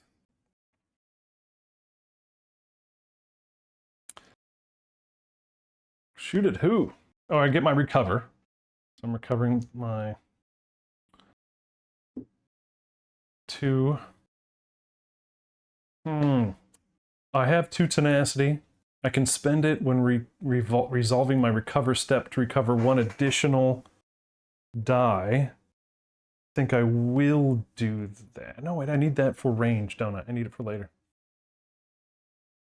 All right, well then I will roll my 1 purple die and my 2 acrobatic die just to have something to roll and attack the Breton Bandit. Right? Sure. Sounds great. Or do I shoot at my...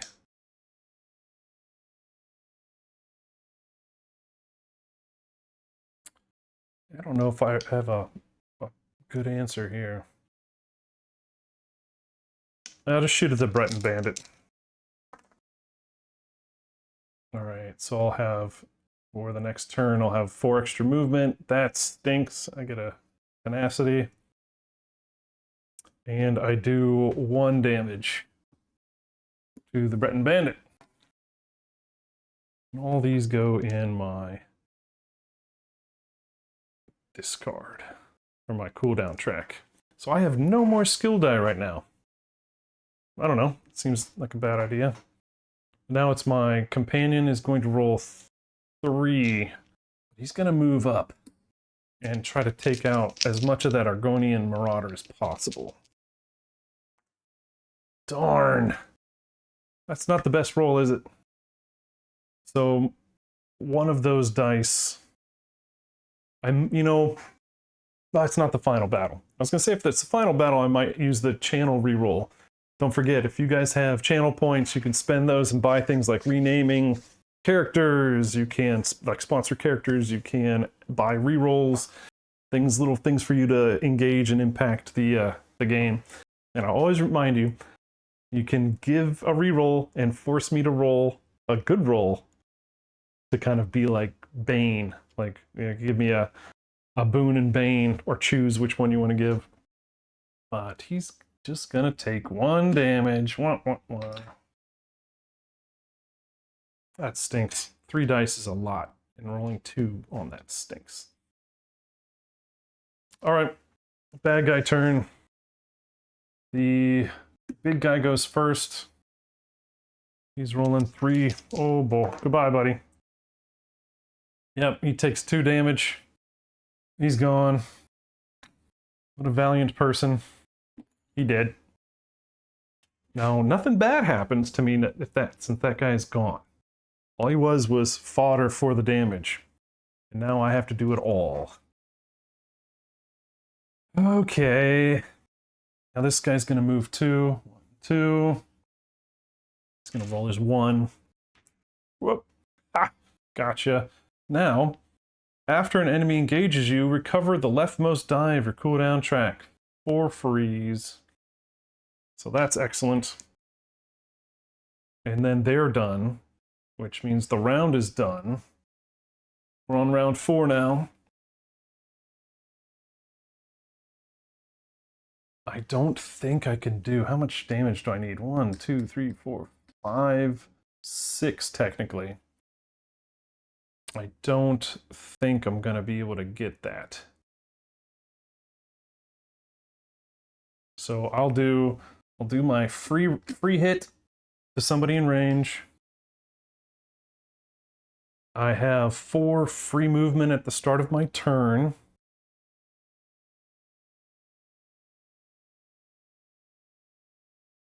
But yeah, let's go ahead and move here. I get my recover of 2 regular combat die. I think I'm going to use that. And only that. To attack the Breton bandit. Nope, I'm going to need them all, aren't I? I don't think I'm going to upgrade this game. I'll just take them all. Or, let's see, if I use my bow, it says for this engage, if it includes no combat skill, increase your range by 2, which would allow me to hit the Marauder from that range and do just that. But I'm only rolling 1 die. Oh, no, I'm going to use my necklace. I'm going to use 2 tenacity on my necklace. I'm going to recover that other purple die. And I'm going to roll them all. And I'm going to pray. Let's see, I moved 1, 2, let's see. 1, 2, 3, 4, 5. I'm going to move all the way back here and attempt to break the record, right? I'm going to attempt to get 2 points on each of these, which would win the game. All right, here we go. And maybe even use my reroll for this. We'll see what happens. Ah, wah, wah. All right, so I only got 2. The chances are really low that I would have rolled 2 on both of those. There's only 1 face that has a 2 on each one. So yeah, mathematically not going to happen. Anyway, I did 2.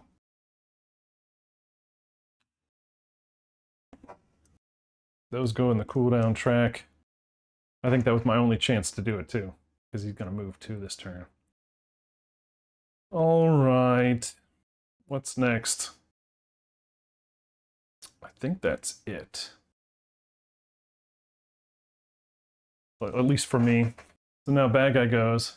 1, 2, swings at nothing. 1, 2, swings at me.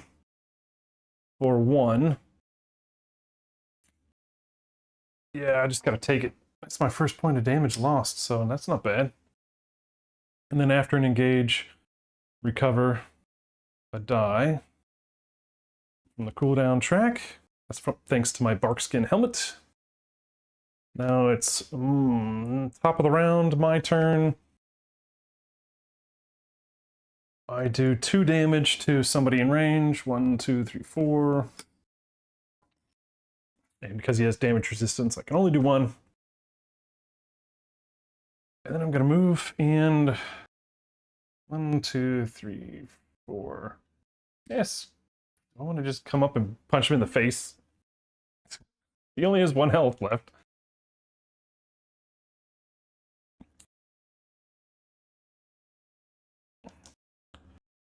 Well, I could... Oh boy, what? So I was back here.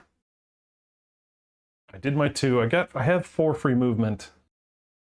I'm going to recover 1 ranged purple die.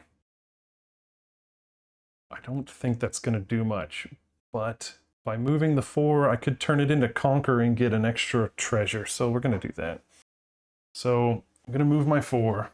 1, 2, 3, 4, all the way in the corner. And then I'm going to recover. And then I'm going to Well, I don't know. Maybe if I shoot this guy from far enough away, I can still get it. All right, so I'm going to just roll these 4. I'm not going to roll my bow die. So I need to get 2 damage total from my whites in order to bypass the big boy's armor. So I'm crossing my fingers here. All right, good luck to us all. Huzzah! All right, so we got him. So 2 damage. We did it! 1 goes to block. Oh no, wait. Oh, Bob Daggett. That's not true. He's got divert. Yeah. This unit cannot lose its last hit points unless it already had. Well, wait. It only has 1 hit point. Haha. Yep. All right, never mind. We do it. It is done. All right. So now we can choose to end it. So we had to kill the Argonian Marauder. We can choose to end it and just take our victory. Or we can, let's see, I get a tenacity and I move 5. But I think we can kill that guy. I think we can kite him all the way around and win. So I'm going to turn it into Conquer. And so that's this part. So I can change the objective to Conquer, which means I have to kill everything. And then I'll be able to get an extra legendary thing. And it'll also allow me to loot the room. So, yeah. And I still haven't taken my move action yet, which is 4.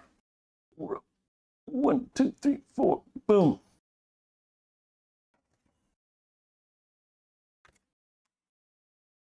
So I get 3 chances to get 5, 5, and 1. Well, I got a 1. I'll take a light fatigue to turn that 6 into a 5. So now I need 1 more 5. I'll take a light fatigue to turn that 4 into a 5. So that gets me everything. Be good. It is a vulnerability potion, so it's a poison. Expend. After dealing exactly 1 damage to an enemy, apply a Bane status to that enemy. That's actually really nice. So I will keep that, but I have to discard something. I think I'm gonna discard this Way Shrine map. I don't think we're really gonna be doing an unstable area anymore in this campaign. So that's gonna go bye-bye. All right, and then his turn, he moves 2, waves his sword in the air. It's at 1, 2, 3, 4, 5. Rats! I can't get it. Oh well, time. So we're now at the 6th round. I get to do. Actually, I'm going to use 1 tenacity to increase the range, do 2 damage to him, which is actually just 1 from damage reduction. I'm going to move my free movement from acrobatics onto a legendary. We both get, or I get, a heavy fatigue, over fatigue, because we're on an over fatigue round, and I take a true damage. Right, it's at the start of the round, so everybody takes a true at the start of the round, I think. It's very too many bonesy sounding. All right. I need a 2 to open the lock. Oh, dang. I'll take a... Will I? Yes, I will take a... I want to get this done. So I'll take a light fatigue to turn that 1 into a 2 to unlock. Oh no, I'll take 1 to turn this 3 into a 2 to unlock, and then I can place the 1 and the 6. There you go. Now I need a 3. 3 left. Yikes. I got a 6, but I get 2 more rerolls. Ooh. Take a light fatigue. Oh my gosh, my board is getting really full. Yeah, I'm gonna get another light fatigue, turn this to a 3, and unlock it. If it's not, then I'm gonna be really disappointed. Okay, what is this? Sea Giant Gloves. So using 2 tenacity, remove a status die from your cooldown track and heal for 2. That is awesome. That is really cool. So that's an armor gloves. I have an armor head. So so using 2 tenacity, if we get a status die, which is not fatigue. All right, you know what? I don't think I'm gonna upgrade my archer anytime soon. So I think we're just gonna put that other card away. All right. And now I'm going to, heck, I'll just wait it out. I don't have to do anything. So I recover. And then he moves 2. Can't get to me. And then the start of the next round, we both take our true damage. And he dies. And I win. And then we do our fanfare, and everybody's happy. Nice!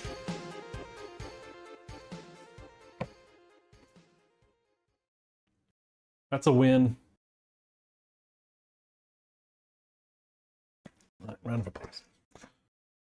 So, poor Wood Elf guy. Very altruistic. He dead. But I'm hurting. So let's go through this. We get a bunch of stuff. The power of teamwork, successful.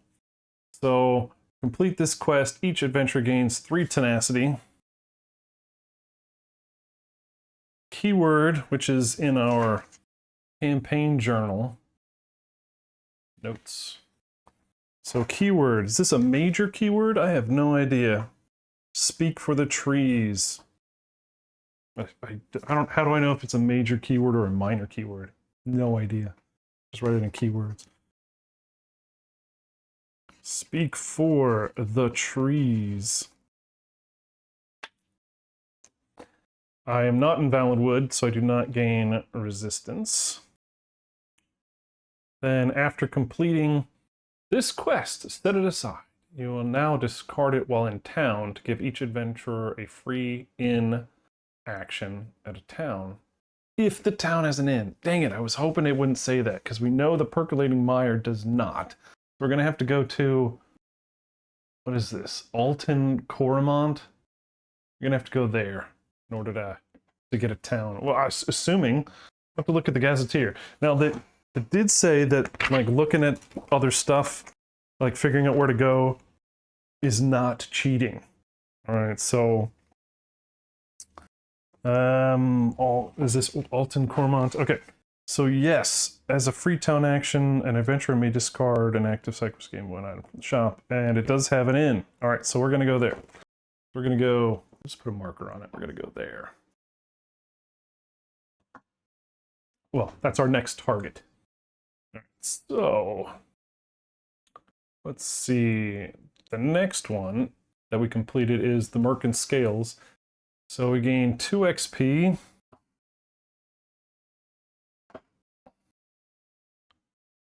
And a free legendary, because we changed it to Conquer. Our legendary is... Oh, cool.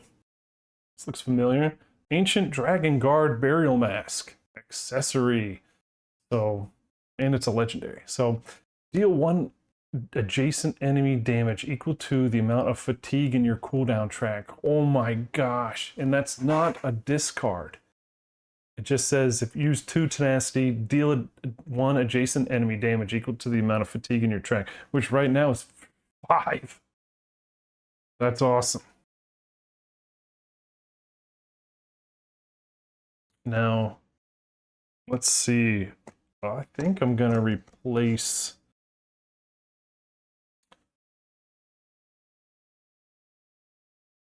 So we have strings of pearls. We got a pearl necklace, which we use 2 tenacity to increase our recovery step to recover 1 for each additional legendary in our readied slots. So right now that's 2. We'd get 4 recovery every stinking turn that we use 2 tenacity on. Or we can put this in instead of our barkskin helmet. But I don't know about that. Barkskin helmet is after an enemy engages us, recover the leftmost die in our cooldown track. So that's a free recovery without spending tenacity. And I really like our heal, our potion. So I don't know if I want to get rid of that. I will keep this though. And discard that poison vial, because I don't see us using the poison vial. Alright. So, where are we now in the flow chart? Flow chart. Clean up. Yeah. Reward phase. Gain the XP. Gain the things. Untrained. Gain advancements. Well, I think it's time to spend... Oh, we recover all our skill die after the fight. Slide down that junk. I have 3 experience.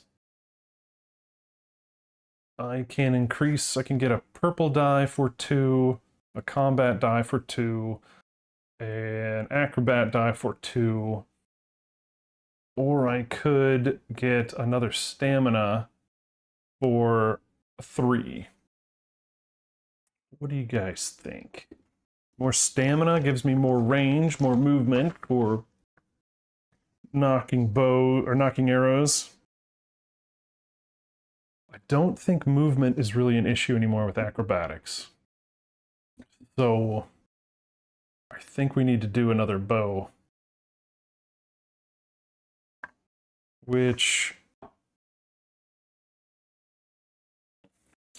let's see, a level 2 we'd get volley, which is the one that deals damage to adjacents. Or we could do acid spray, which is select up to 3 enemies, roll a d6, and 7 or higher, they get a bane, which is true damage. So, what do you think about that? I'm feeling very volley-ish. But the more I think about it, I think true damage is so much better. So I think I'm going to grab the acid spray. I'm going to spend 2 to get acid spray, which is a purple die. And it looks like 3 arrow darts. Maybe. Is that it? I think so. Those are level 3, level 2, level 3, level 3. No, wait, there it is. So 4 sides of this die. 4 sides of this die have the symbol, and 2 have tenacity. So 4 out of the 6 will give us the 3 targets with Bane, up to 3 targets with Bane. That's awesome. I love doing true damage. All right, so we're gonna slot that in here. And then what else can we do? We only have 1 XP reserved. I think we need to... We gotta finish this whole thing. Gain advancements, track quests, end of day, activate province. Oh, which one is that? Oh, it's flooding. We're only gonna be able to move 1 square this turn. Ha! Of course. All right, then we recover, so we get 2 I can't get rid of the heavy. That's only something I can get rid of with an in action. I get 2 health back, so I'm at 4 out of 5. And I think that is it. What do you guys think of this one so far? I mean, I can totally dig this one. There are so many things I like about this one when it comes to the comparison of Too Many Bones, right? I love this skill tracker thing. This is fantastic. It's just like Too Many Bones, picking the skills, picking the die, and then having to roll dice, you know, when things are exhausted and pick the ones, oh, I can't use that because I got to use the next turn or whatever. That's great. The loot, pretty much identical to Too Many Bones, right? Not much difference there. The overland map stuff, it's fun. Like we can technically choose what we want within range, and the weather on the map, you know, prevents us from maxing out everything. The side quests are fun. Yeah, I like this. I can definitely see how having more than one person at the table playing different classes or different skill lines and can really increase the teamwork. So this one, I think, so far is a win. I think so far this one's a win.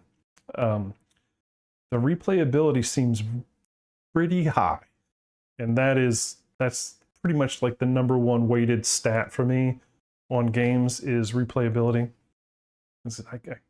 Playing like Cloud Spire was not high on replayability, but this one and Too Many Bones seem to have a very high replayability. So each of these locations has, and you're supposed to grab your guild. It's supposed to be randomized, right? So you like flip through, randomize it. And of course, you might be playing a different character race. You might be playing a different character class or different skill lines. So even if you're playing the same quest, it just seems like there's just so many options. So there's a main quest for each of the guilds. So the quest is going to be different. The branching stories are going to be different based on, you know, the choices you make. Yeah, I'm gonna give it 2 thumbs for today. So yeah, big win. I enjoyed this. I don't know if you guys, you're gonna have to give me grading scales and comments about, you know, oh geez man, you were really boring today or whatever, but I dig this one. I think this is fun. I think it's the fact that you can fail and then not just like end the campaign. It gives you a little bit more of like that relaxed play compared to like Kingdom Death, where you just like, I'm sagging. I just lost 4 of my favorite survivors. Totally different. Like you can fail. It just seems like there's other things you have to do in order when you fail, how to kind of get back to where you need to be. I like the over fatigued and fatigue dice here. So they seem bad, but you can use them to great effect if you have things that are in your cooldown tray, like the acrobat dice. Like as long as they're in the tray, I get 3 extra movement, and I get to do 2 damage to the people I can move through. Like that's really stinking good. Didn't come into play today, but doesn't mean it won't come into play next Friday. So, but that's it for me. 5XP. Thank you guys. I had a blast. Adios.